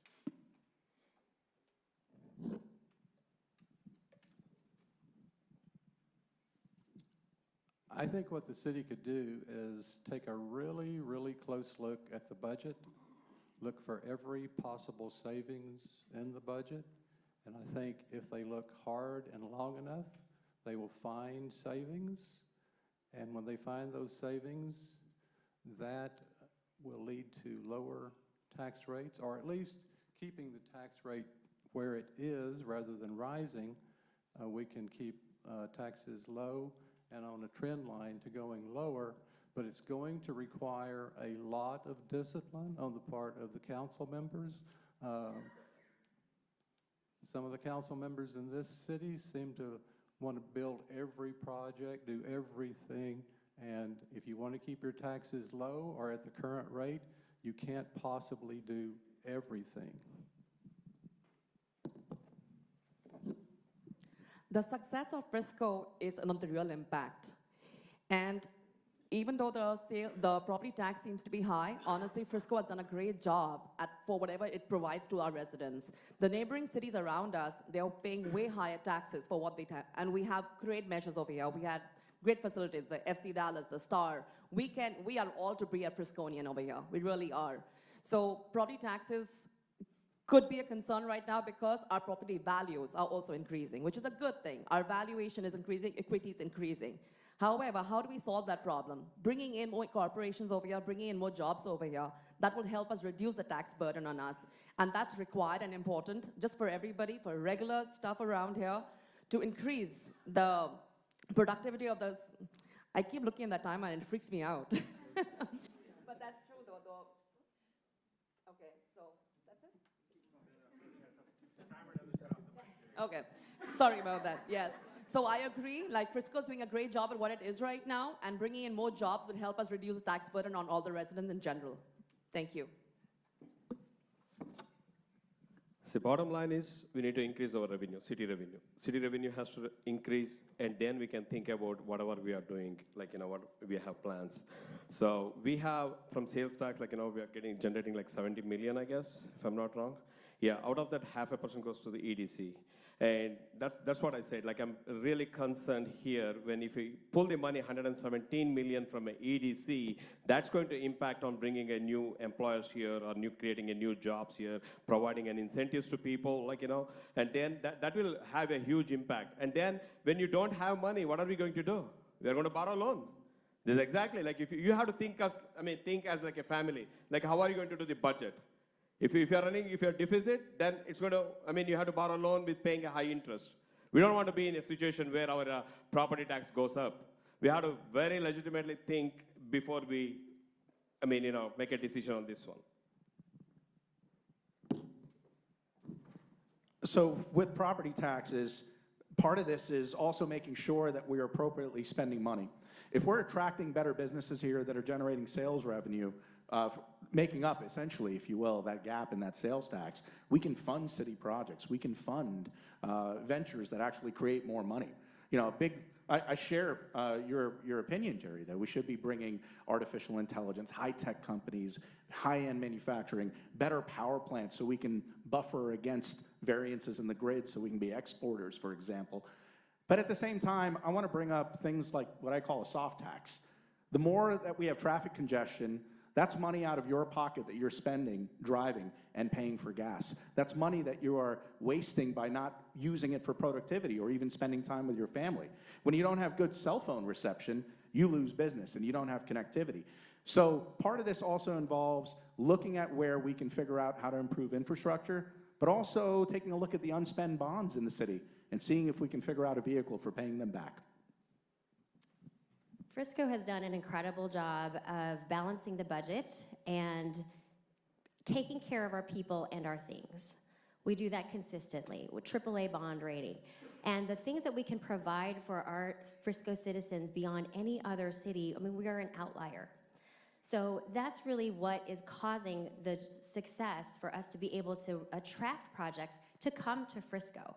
Because just like in any home budget, you're going to have to think about, well, how are you going to pay for that? How are you going to pay for all of the things that you need to pay for? We cannot keep putting that on our taxpayer. We've got to bring in projects that will give that commercial tax base. And how do you get a commercial tax base to be interested in Frisco? Well, we've got to build a city that people are excited to be part of. Look at the brands that Frisco has: the Dallas Cowboys, the PGA, Toyota Stadium, Universal. You have so many things happening in Frisco that get people to come here And businesses bring people, people bring money. That's how we're going to continue to lower your tax rate and balance the budget. And Sai wants to use his flag. So we invested 62 million on the library. How much revenue are we generating from library? Anybody? No. We are paying 1.2 million as an interest with a 2% interest on that. Where is the money coming from? Our tax dollars. Do you know how much debt we have? Our total debt of the city is like $640 million, 820,000. How are we paying? It's all about the bond and what we got. We all, I think we all signed on this one. So how are we going to repay if you don't generate the revenue? I know lavishness comes later. First, basic needs. We need to have reserve funds. We need to have generate the revenue first, and then we can do. I mean, this is what I always look at it while doing a budget. Okay. Okay, well, we'll move on to the last question, and we're going to get a little personal. So, Josh, I'll go ahead and start with you. That's right. Sorry, Tammy. Brain lapse. Ladies my apologies. Okay, Tammy, what would you say is your strength, and what would you say is your weakness in serving in this role? Serving where, did you say? In this role. Oh, in City this role. I council. said in the school. For I'm you? like, again, we're a city Yeah. council. Okay, I think my greatest strength is that I'm a radical optimist. I really do look at everything as the glass half full. And I look at the art of possibility. I don't like to say no unless I have explored every possible way to get to yes. And I am a very good collaborator. I have a history of working with everyone from students all the way to CEOs in all of my different roles to get to yes. And I have proof of that in many of the different things that I've done for our city, which you can find on my website, tammyforfrisco.com. But I would say that is my greatest strength. I think probably my greatest weakness is I get a little obsessed. And so I spend a lot of time on things and I don't get enough rest, which is why I've been sick for 3 weeks. And it's hard for me to kind of rest and take that time and decide, okay, I can breathe and do what I need to do for the rest of my family as well, which I appreciate their sacrifice. But in this role, it's hard not to kind of think, breathe, and live Frisco.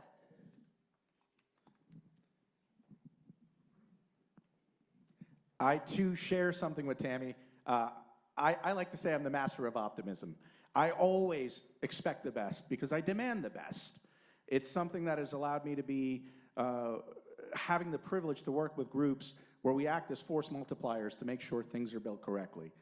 Some of the skill sets that I would bring onto this, I have a diverse background. I've done everything from driven Uber to building multi-billion-dollar data centers and making sure they're built correctly. So in essence, if we pay for a Ferrari, we get a Ferrari, not a Honda. And those are the kind of skill sets that I want to bring. I want to make sure road projects are completed on time. I want to make sure that when a GC or an EPC comes in and has an X million dollar budget, it gets built correctly. Hey, if this performing arts center ends up getting built, trust me, you want me on that board because I will make sure it gets built on time, under budget, and as promised. But the reality is this. I have not served on city council. I would look to people like John Keating and to Angelia and others who sit on the board for guidance because I believe in collaboration. So thank you very much. The same thing here. I have not served in city council, but one thing I say, I'm approachable and people can approach me anytime. And I also, before that, if you support me and if I get elected, I promise you that I'm going to bring city to your doors. Means conducting subdivision level meetings, being transparent, everything what is happening in the city. So I want to educate all the residents to know what is exactly happening. So that's me. And then weakness, yes, I'm very down to earth. That's my weakness.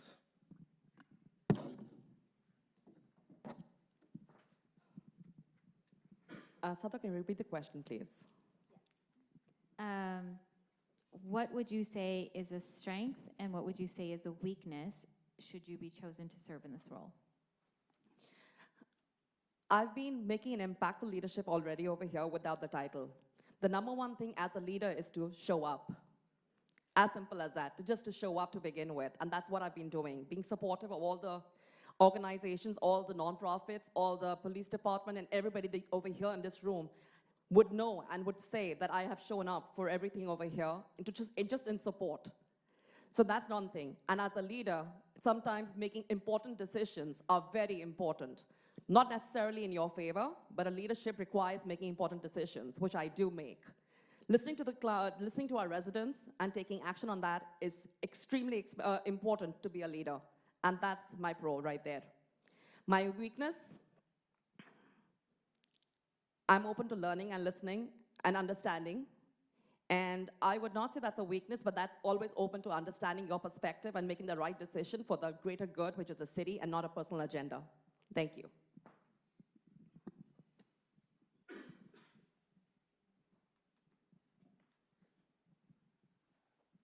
So we're going to have a new mayor an election next May for a new mayor. I'm wondering, how many people do you think who are sitting on the city council right now are thinking and strategizing about how they're going to run for mayor in May of 2026? I'm not going to be thinking about those sorts of things. I'm going to be thinking about doing my job as a city council member. My sole commitment is going to be to doing that job. I'm not going to be strategizing and thinking about what's going to be my next position. How do I use this to leapfrog to another position? So that's I think that's my greatest strength. I'll be giving total commitment to the city council. I'm not sitting there thinking, gee, why can't I get out of this meeting and go back to my office and start making plans for my next run?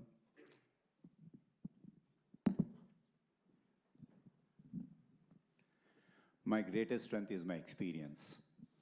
I've been a school board trustee for the last 5.5 years, and then I know what sort of data needs to be looked at, what can be made as a priority, like the students as a priority, the community as a priority, teachers, and then the staff as a priority, so that the right decisions are made that will be benefiting the community. My also experience as a board member for the Frisco EDC as to what can be done in order to bring more jobs, what can be done in order to ensure the small businesses are successful. These are my strengths. Another strength of mine is the people. People are the one that have given me this opportunity to serve them. Because of the people, I'm able to provide more and more of myself, give back to them so that, I can become their voice in the places where it can be. My weakness also is the people. I spend too much time serving the people and then take some time away from Viji and my kids. So that's my weakness. Thank you. My strengths, there's two that I would highlight, is experience. Like I said, I've been serving on city boards for 6 years, 2 with Visit Frisco, 4 currently with the Community Development Corporation. So I've really developed a lot of experience, and I do have a public voting record. You can go pull the minutes and see how I voted in those positions. And then the second strength is the consistency, showing up. I've been going to Frisco City Council meetings since 2018. That's when I started counting. And that's 133 meetings. So if you want somebody that's going to show up and work in this position, I have proven that over the last 7 years. When it comes to weaknesses, I would say I'm really, really nervous when public speaking. Kind of get nervous with that. That's supposed to be a joke. Sorry, it's terrible, terrible. Cut that one out for future panels. But I would say it's also, I do work extremely, extremely hard, right? And you've got to take time to rest. And it's definitely probably something that I need to work on, not only just community-wise, but even professionally, is to get more rest. Sounds good. And I think our final question is, it's not even a question, it's give you 1 minute to provide a closing statement. Okay, and I can use the challenge flag to extend that to 2 minutes? You can, if you haven't used it yet. Yeah, I'd like to go ahead and use my flag, do the whole Bill Belichick here, Flag is thrown on the play. Thank you. Like I said, I've been preparing for a really long time, and a lot of the reason of why I've been doing that preparation is because I have 2 kiddos here that are 12 and 8, and I think about what do I want for them when they are growing up is to live in a safe community that prioritizes public safety, which I do. I want them to have opportunities for high quality education, and we do have that across our 4 districts. It's not just the FISD that's in Frisco. We have Prosper, Little Elm, and Louisville as well. And then it's also the experiences. Like I said, back in the day when Hamilton was all the rage up in New York City, we looked at buying tickets to go all the way across the country to have that experience. We can have that here. We have the ability to go to a pro soccer game. We go to a lot of FC Dallas games. We had the opportunity to see one of the greatest soccer players of all time, Lionel Messi, play right here in Frisco, Texas. And one of the main things that we've really got to talk about this election cycle is the revenue sources of the city. We've got to talk about property taxes because we want to keep them low, right? We are able to do that here in Frisco through our sales tax, and we're able to do it through our hotel motel tax, right? So those are 2 revenue sources that we are able to offset the cost that many communities are going to have to pay through their property taxes. So when I'm looking at my priorities for my kids and one day my grandkids, because I do plan on living here and retiring here at some point, public safety, low taxes, being able to get around town to alleviate traffic congestion, and soon to be aging infrastructure, so we're going to have to address roads here before too long, and then continuing to build out thriving revenue sources that are not property tax based, but sales tax and motel hotel tax based. My name is Josh Meek. I'm running for place 4, and I really hope that you guys will come and speak to me a little bit more about the Center for the Arts and some of the revenue income streams of the city. As I've said earlier, I've been here since last 21 years. I'm vested in this city. I've lived here most of my adult years. And I have served each and every one of you as a school board trustee. I've served as a former EDC member. And then I want to ensure that, all your voices are heard. Frisco City Hall is not a internship program or where we can come and then learn something.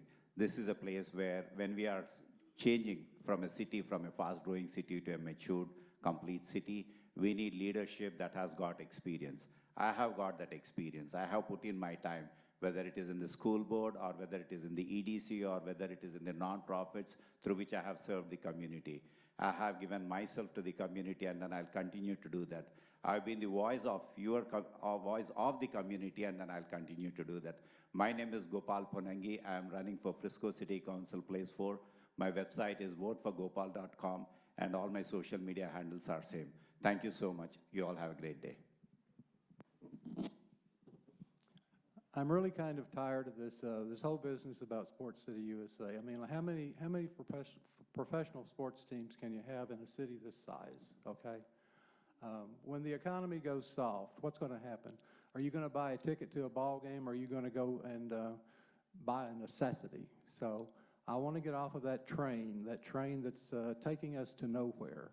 I want to get on the technology train. I want this city to try and attract 21st century businesses, AI, all the things that we hear about all the time. I don't hear the city council talking about those things.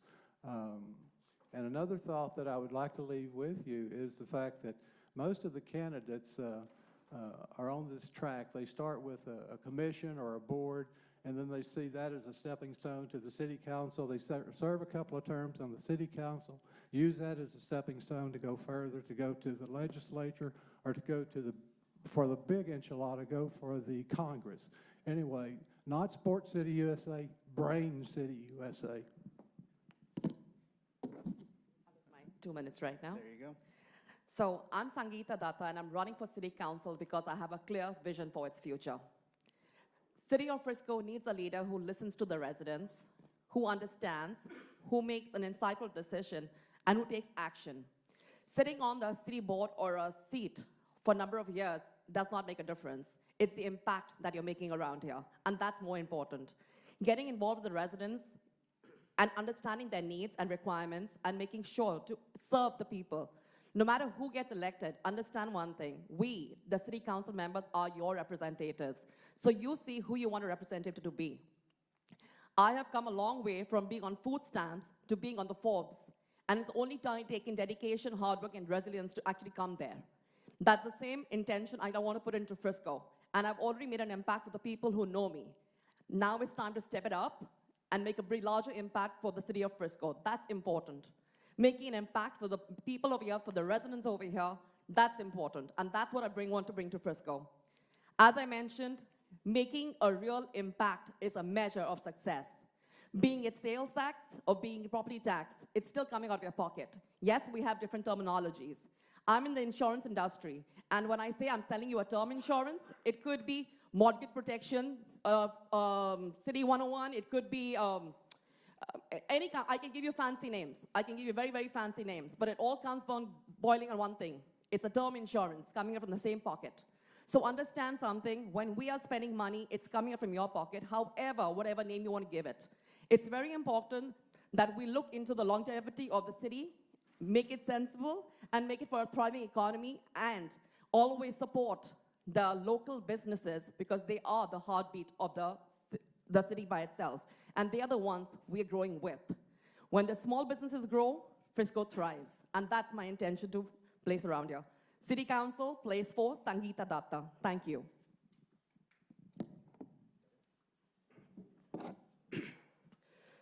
Yeah, this is Sai Krishna. Again, I'm running for place 2. And I've been running consistently because I have a passion of serving people.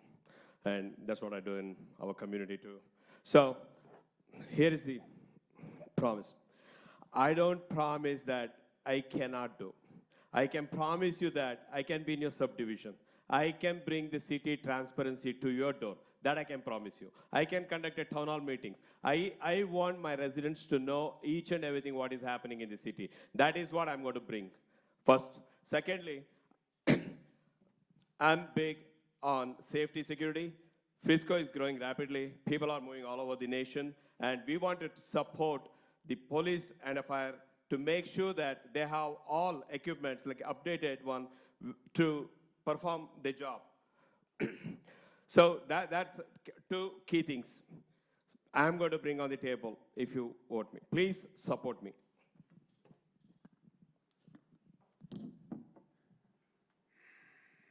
In the Quran, it says that those who believe are brothers. So at the end of the day, look, we're all believers in the same thing. We want a good Frisco. We love this city. I smile when I tell people I live in Frisco. What I stand for is something very simple. Safety, security, opportunity. That's it. Safe streets. We adequately fund our fire and police and emergency services. We have security in the form that we have good jobs that are coming here that allow our kids to be able to purchase a home. And we also have our basic needs taken care of, such as our infrastructure, our roads, our pipes, our sidewalks. At the same time, I want to make sure that we provide real representation. Right now, there's not a single person from the Asian subcontinent, the exception, Tammy, from India, Pakistan, or anywhere else who sits on the city council. And I think it's time that a veteran and somebody who served our country got an opportunity to sit on a city council. My name's Bert Thacker. I'm at the top of the ballot. Please vote for me. Thank you. Well, I think you've heard a lot of talk and promises this afternoon, but I am the only candidate in place 2 with an actual track record of action and results. And I wanted to give you a little highlight reel, and you can find the rest on my website at tammyforfrisco.com.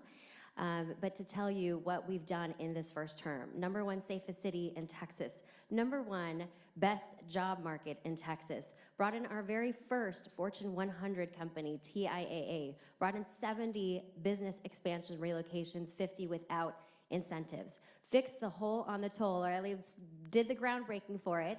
We've got 2 major developments coming up in the northern quadrant, Fields West, as well as Firefly. We opened UNT Frisco, PGA Frisco, the new Frisco Library, Kaleidoscope Park. We also created and approved a vision for the 1,000-acre Grand Park and launched the Frisco Renaissance with Music City, music-friendly community, $70 million into our rail district. All of this while balancing your budget and lowering your tax rate 3 years in a row. Thank you. Okay, thank you, everyone. Can we give them a round of applause?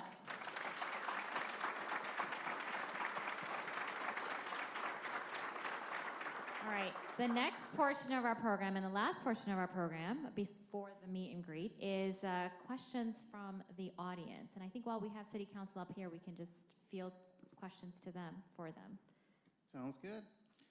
So the first one is, DEI programs are rolled down across the country. What will you do to ensure Frisco offers an equitable opportunities for citizens? And why don't we start with, we'll start in the middle with Sangeeta this time. I believe we're not supposed to use the word DEI anymore. However, I do believe anybody who is deserving should earn the seat. It's very, very important. So if you're qualified for a certain project, everything, they should be receiving it. It's very important to be deserving rather than just getting it for a certain requirement. Thank you. And I will stress that the questions coming in are from the audience, either written or electronic. They do not necessarily represent the opinions of SADA4I or the Islamic Center of Frisco. Okay. Just let's say that way. So with that, I'll turn that over to the side. It's a question for you as well as for the whole panel. One more time. DEI programs are rolled down across the country. What would you do to ensure Frisco has equitable opportunities for all citizens? I think eligibility. That's a key here. Who eligibility and deserve. Like, you know, person who, this is very tough to say, but to get it, he has to have the eligibility, bottom line.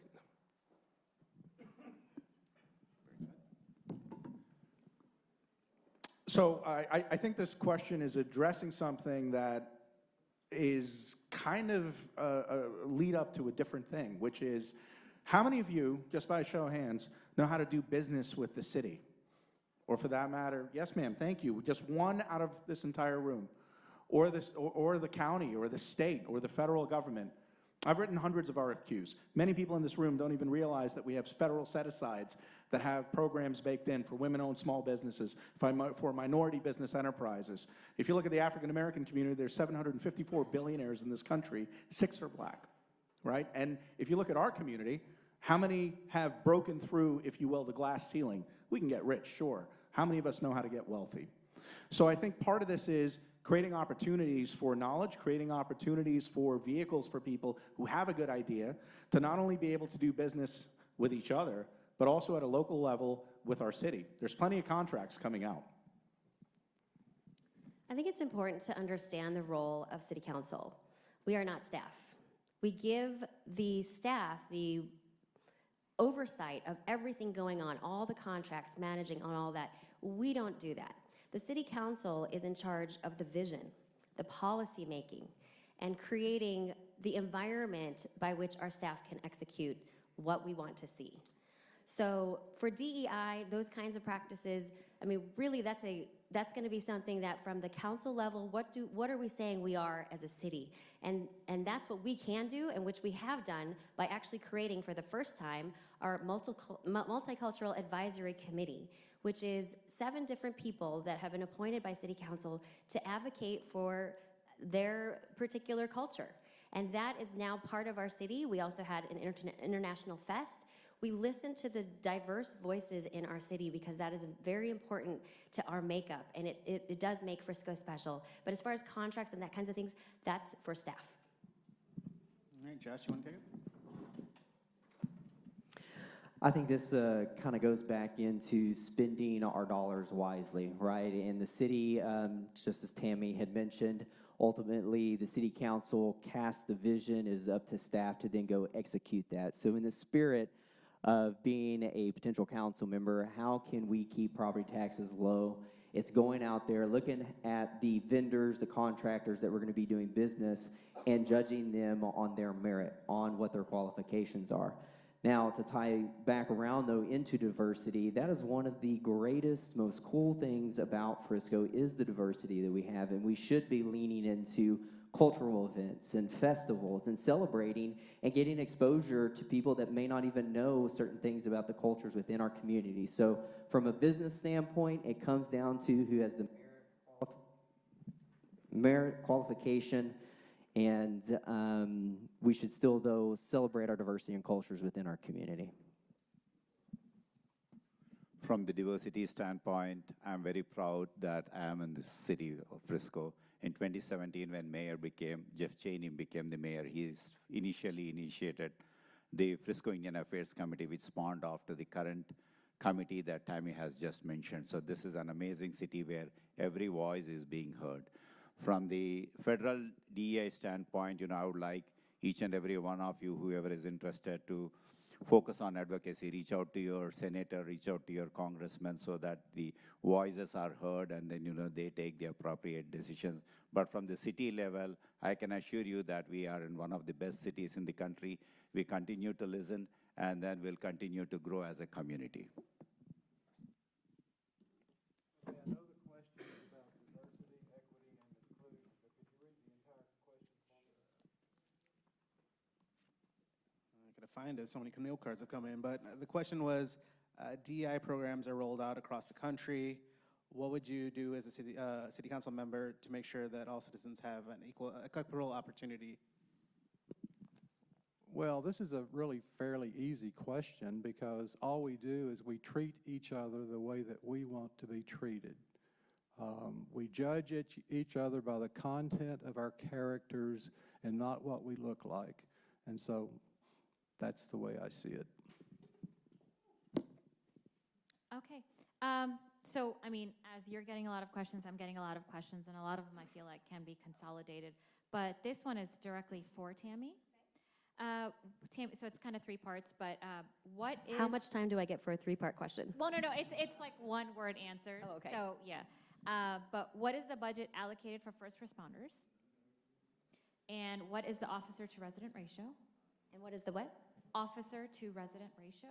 Officer-to-resident ratio. Yeah, and are we at par with other cities' national average? For the officer-to-resident ratio? Yeah. So we have over 50% of our budget to public safety. And that is why we're able to do and keep our city so safe. We've actually had a community engagement study that showed that our citizens feel so safe, and more than 500 communities that represent 50 million people. So it's going very well. We have a very safe community, and we absolutely support our police and our fire. We have about 200 or so officers. We've got 230,000 residents so far, and that will be growing, and we continue to add more staff. And what was the third one? Are we at par? Yeah, so Other cities' national we average. always do everything based on data, and we ask our police chief and our fire chief every year, what is it that we need for the budget session? And I've gone to 3 of those now, and every year they tell us exactly what they need, and we do everything in our power to make sure that each department has everything that they need to make sure we're safe. Thank you. Okay. Well, several questions I'm trying to combine into one. But the first thing is a lot of welcomes to the Islamic Center of Frisco if you haven't been here before. So a lot of comments from that as well. But one that is like 3 or 4 questions together that I'm trying to combine. So we've seen fundraising, rallies, and other large events in Frisco for conflicts in the Europe, the Middle East, and Asia. As a city council member, how would you prevent international issues that are concerning local residents from becoming local issues in our day-to-day lives here in Frisco? So, want to take that? Yeah. We're just going down the line? Okay. So we did have this this year. We have a lot of federal issues that are huge international issues. And we have residents that are feeling a lot of pain from their families and extended family across the world. And they're coming to our council meetings to tell us about it. And they're also reaching out. And I think one of the best ways that we can create a spirit in Frisco, which already exists, but to preserve it truly, is to have those individual conversations. So one of the ladies that had spoken and come to city council, I walked over to her afterwards and said, let's have lunch. I'd like to hear more about what you're going through. I know another woman, Farhat, she had reached out as well and said, my community is not feeling very safe. So we met up at the library. She brought 3 or 4 other friends, and we talked about it. And she said, do you think we could meet the fire or the police chief? Absolutely. Let me get him involved. So Frisco is a growing city. We are a bigger city, but we also have that small town feel, and we can continue that if we have these conversations with one another. Same to me. So first of all, I believe that freedom of speech is paramount.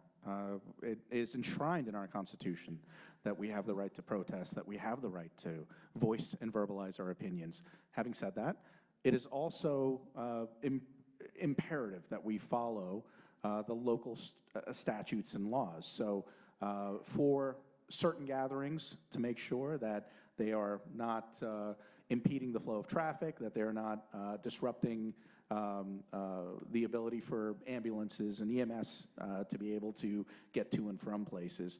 But in an effort to also understand perspectives, this is where it is also essential for members of the City Council to be aware of the needs of their community, to go out and to actively seek differing opinions so we don't live in an echo chamber. The worst thing that we can do is to confine ourselves into one lane of thinking. And look, leaders are right a lot. That's the reality. But they're right a lot not because they come up with the best ideas. It's because they listen and canvass to all the ideas and realize what the best one is. Can you repeat that question once again, please? Yes, we've seen, I'm making up this question from like 5 of them, so if I say it wrong, please forgive me. But essentially, we've seen fundraising, rallies, and other large events in Frisco for conflicts in Europe, the Middle East, and Asia. As a council member, how would you prevent international issues that are concerning local residents from becoming issues locally that are impacting our day-to-day lives here in Frisco? It's a great question. We have a freedom, right? We have a freedom, right? So we, in United States, we are all from a different parts of the country, world. So everybody's practicing their own religious, or they, what I would say, the culture, rituals, everything. We cannot give an like one-line answer, or we cannot make this. It's a freedom, and it is how it goes. And if it is something going like against the nation, then I think intervene is needed. If none of them are going against the nation, we can, I mean, it's just okay. It's a liberty.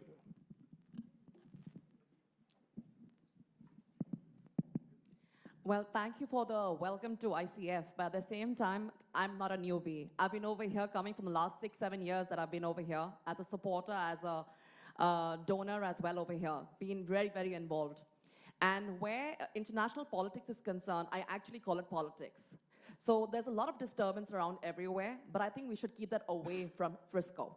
Because in Frisco, we all are Americans, we all are Frisconians, and we need to keep a community at equilibrium. We all at one. I believe in one Frisco. So any such politics that causes any kind of disruption, we should keep away from it. Everyone's allowed to practice whatever they want, but if any disruption is coming to the city, I think we should keep that away from it. We need to respect each other, and people are important. Thank you. So how are we going to prevent conflict in the city based on what issues? Yeah, I think the questions are around, we've seen fundraising, rallies, other large events for things that are happening globally, like in the Middle East, Europe, and Asia. How do we prevent international issues from becoming local issues to local residents? Well, I would have to be the smartest person in the world to give you a good answer to that question. And I'm not. So what I would say is you have to be an example. Okay, you have to lead your life to be an example to people in a manner that you learn how to have a conversation with the people that you disagree with. And not just have a conversation, but come to something of a resolution of the differences that we have. And you just have to keep working and working and working at it. And I just get back to the golden rule. We treat everyone the way we want to be treated. We judge each other by the content of our character, not what we look like.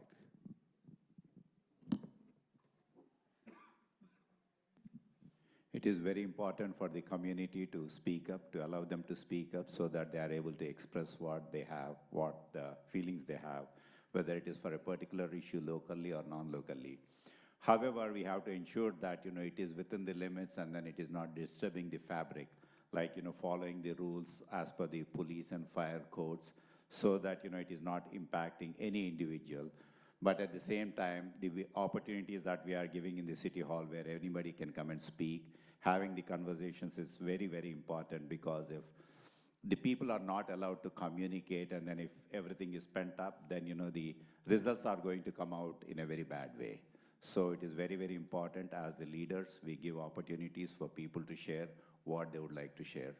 We may not be able to resolve the issues, but at least, we should be in a position to understand and then give them an opportunity to share. Thank you.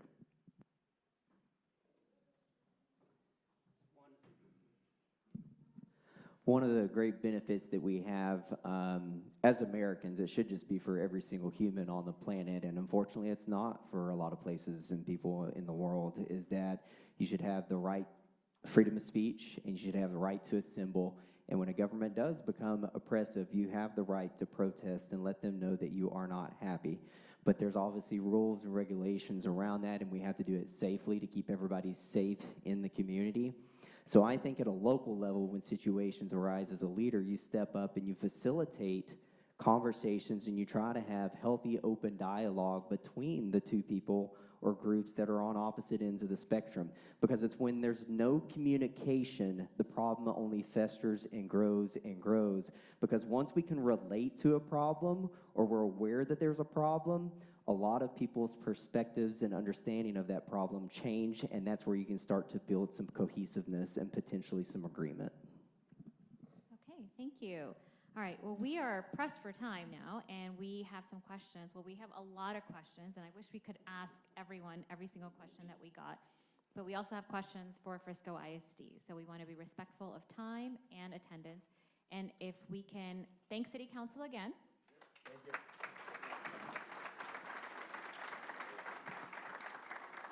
And if we can get Frisco ISD back up here, and we'll ask you the questions.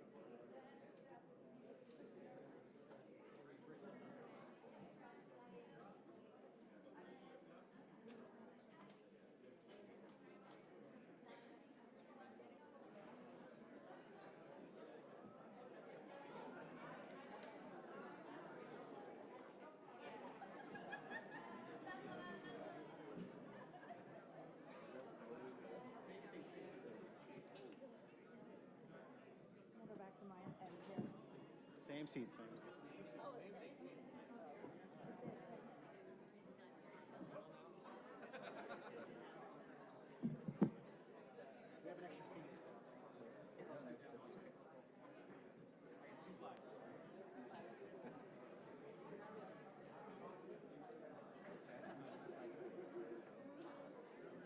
All right, we'll get started with the final FISD audience questions. So can I get everyone's attention real quick? Well, I think we should start in the middle. Maybe start with Suresh this time. Yeah, all right. You guys ready? I know you guys were, we brought you back up. We appreciate that. Do we have someone missing, or we're good? Okay, all right. Okay. With the current state of the legislative session and HB3 or SB2 passing, how would these affect Frisco ISD, and what would you recommend or support to help combat potential negative impacts locally?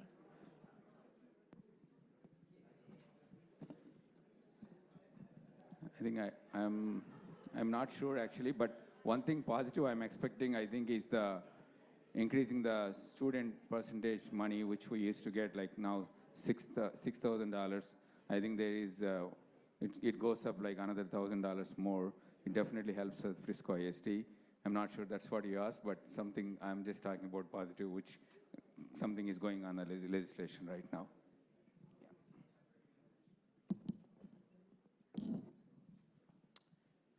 HB3, HB2, both are part of the school voucher program that they're trying to pass. If it passes, it's going to impact us greatly because we have a family of 77 schools, and we need our students, our community, to come into our schools and not get directed outside. What would happen if people start using school vouchers? They would start enrolling into different private schools, maybe charter schools, and the funding with public education would go down, and then schools would not stay open. What happens after that? Once the public school system is not there, the private school system can charge whatever they want. That $10,000 is not going to go a long way. The value for dollar is declining, so 10 years from now, you're still going to get $10,000. How are you going to educate your kid? Mind repeating it just one more time? Yeah. With the current state of the legislative session and HB3 or SB2 passing, how would these affect Frisco ISD? And what would you recommend or support to help combat potential negative impacts locally? Yeah, so it's going to be a slow trickle. You know, if the vouchers are passed, you know, the majority of that money is going to funnel into students and into families that are already there. But of course, we will start losing some families. So over time, we're going to see diminishing returns, especially if the state keeps adding more funds to the voucher program. Like I said earlier, you know, the first year it's budgeted for $1 billion. By year 4, it's almost $4 billion. That's money out of our students' pockets. That's money out of your pockets. You're paying for this. We are all paying for this. And so it's going to affect the schools. It's going to affect funding. It's going to affect morale of our teachers as well.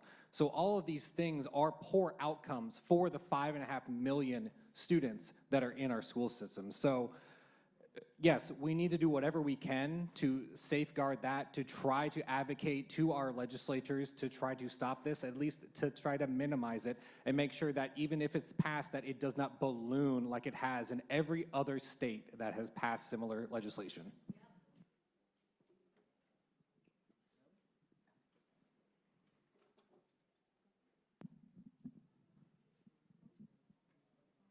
Okay.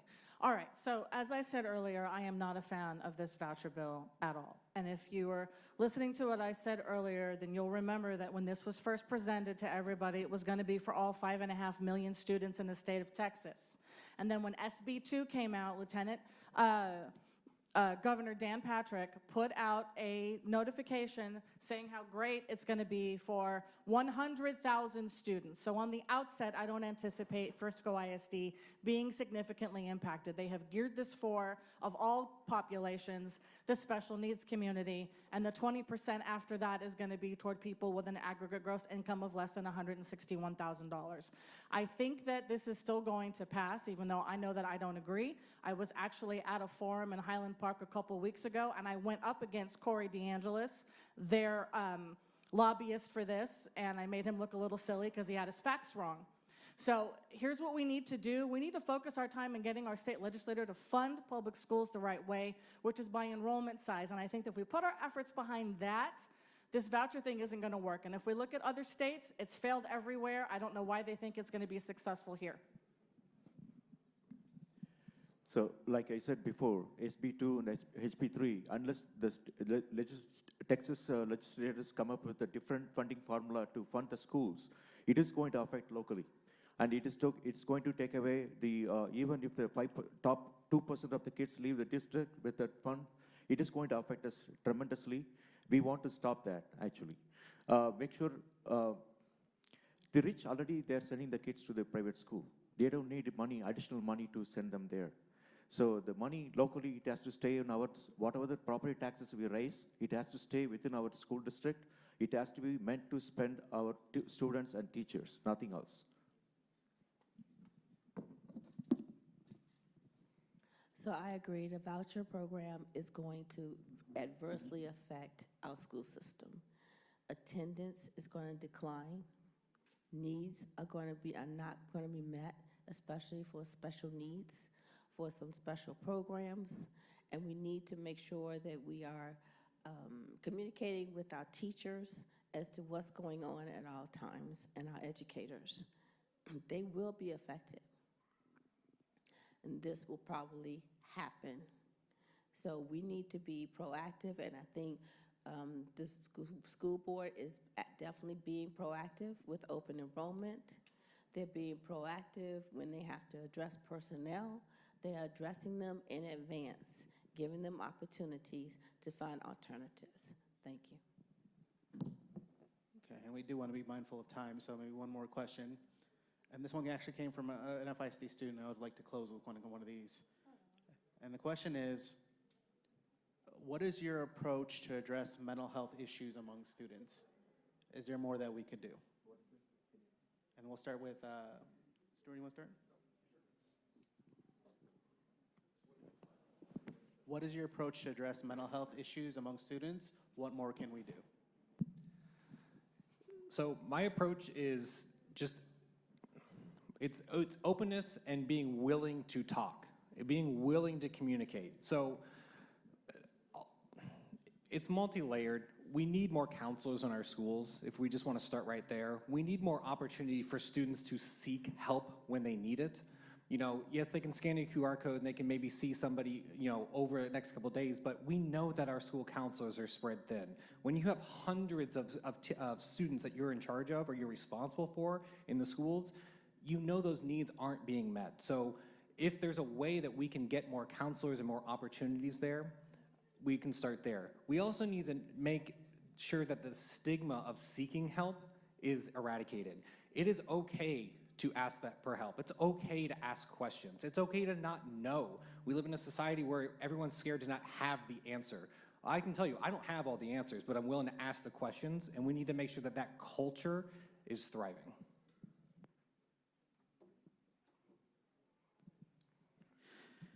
Mental health is a very important topic. As a healthcare professional, I can tell you it impacts everybody. It'll impact you as a child, it'll impact you as how you are as an adult. The growing age of digital influence is decreasing our attention span.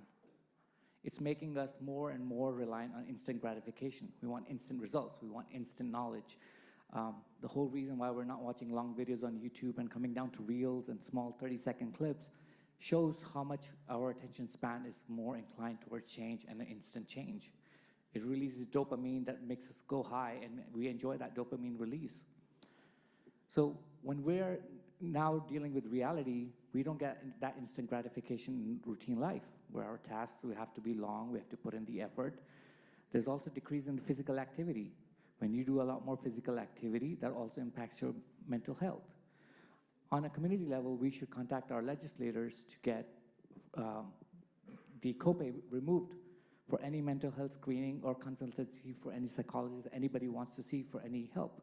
I mean, it's more of a community-based role.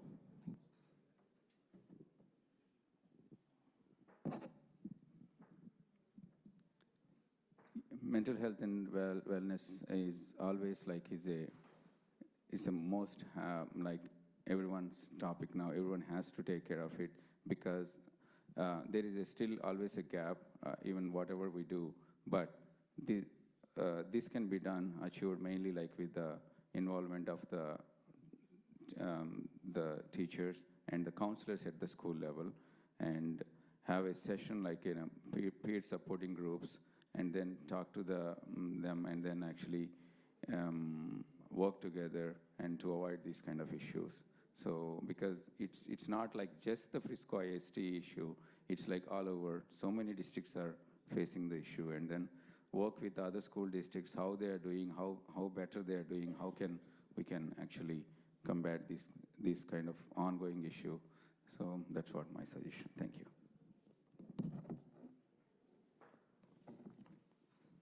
So one of my priorities is safety and well-being, focusing on mental health and anti-bullying policies.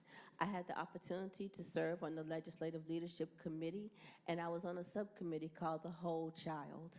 We actually met with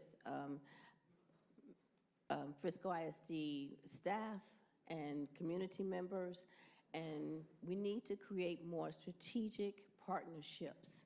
When students have to leave to get help, we need to have a seamless transition back into our schools with dignity for our students.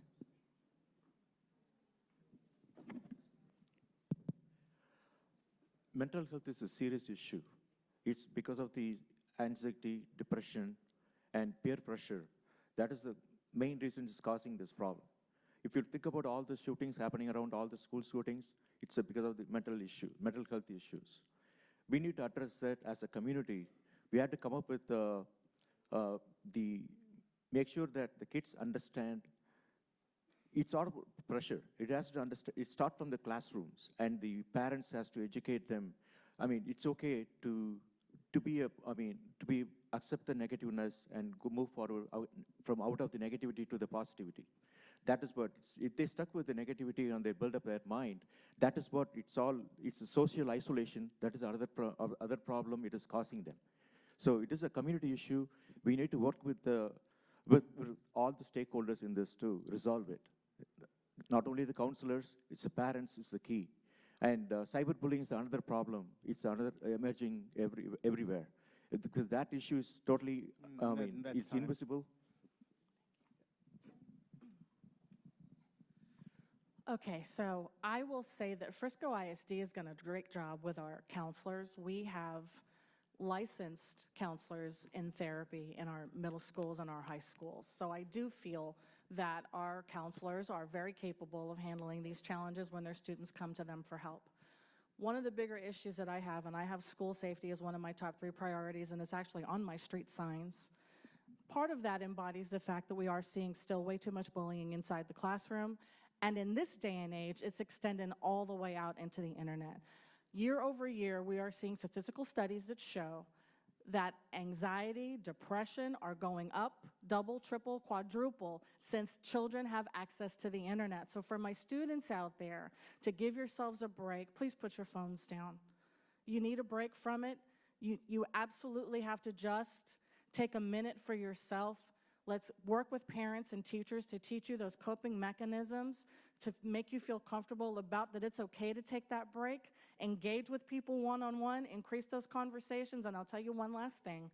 It has been proven that the more screen time you have, the more it atrophies your brain. It's just absolutely terrible. Melanie. Thank you. And I think we're at time, unfortunately.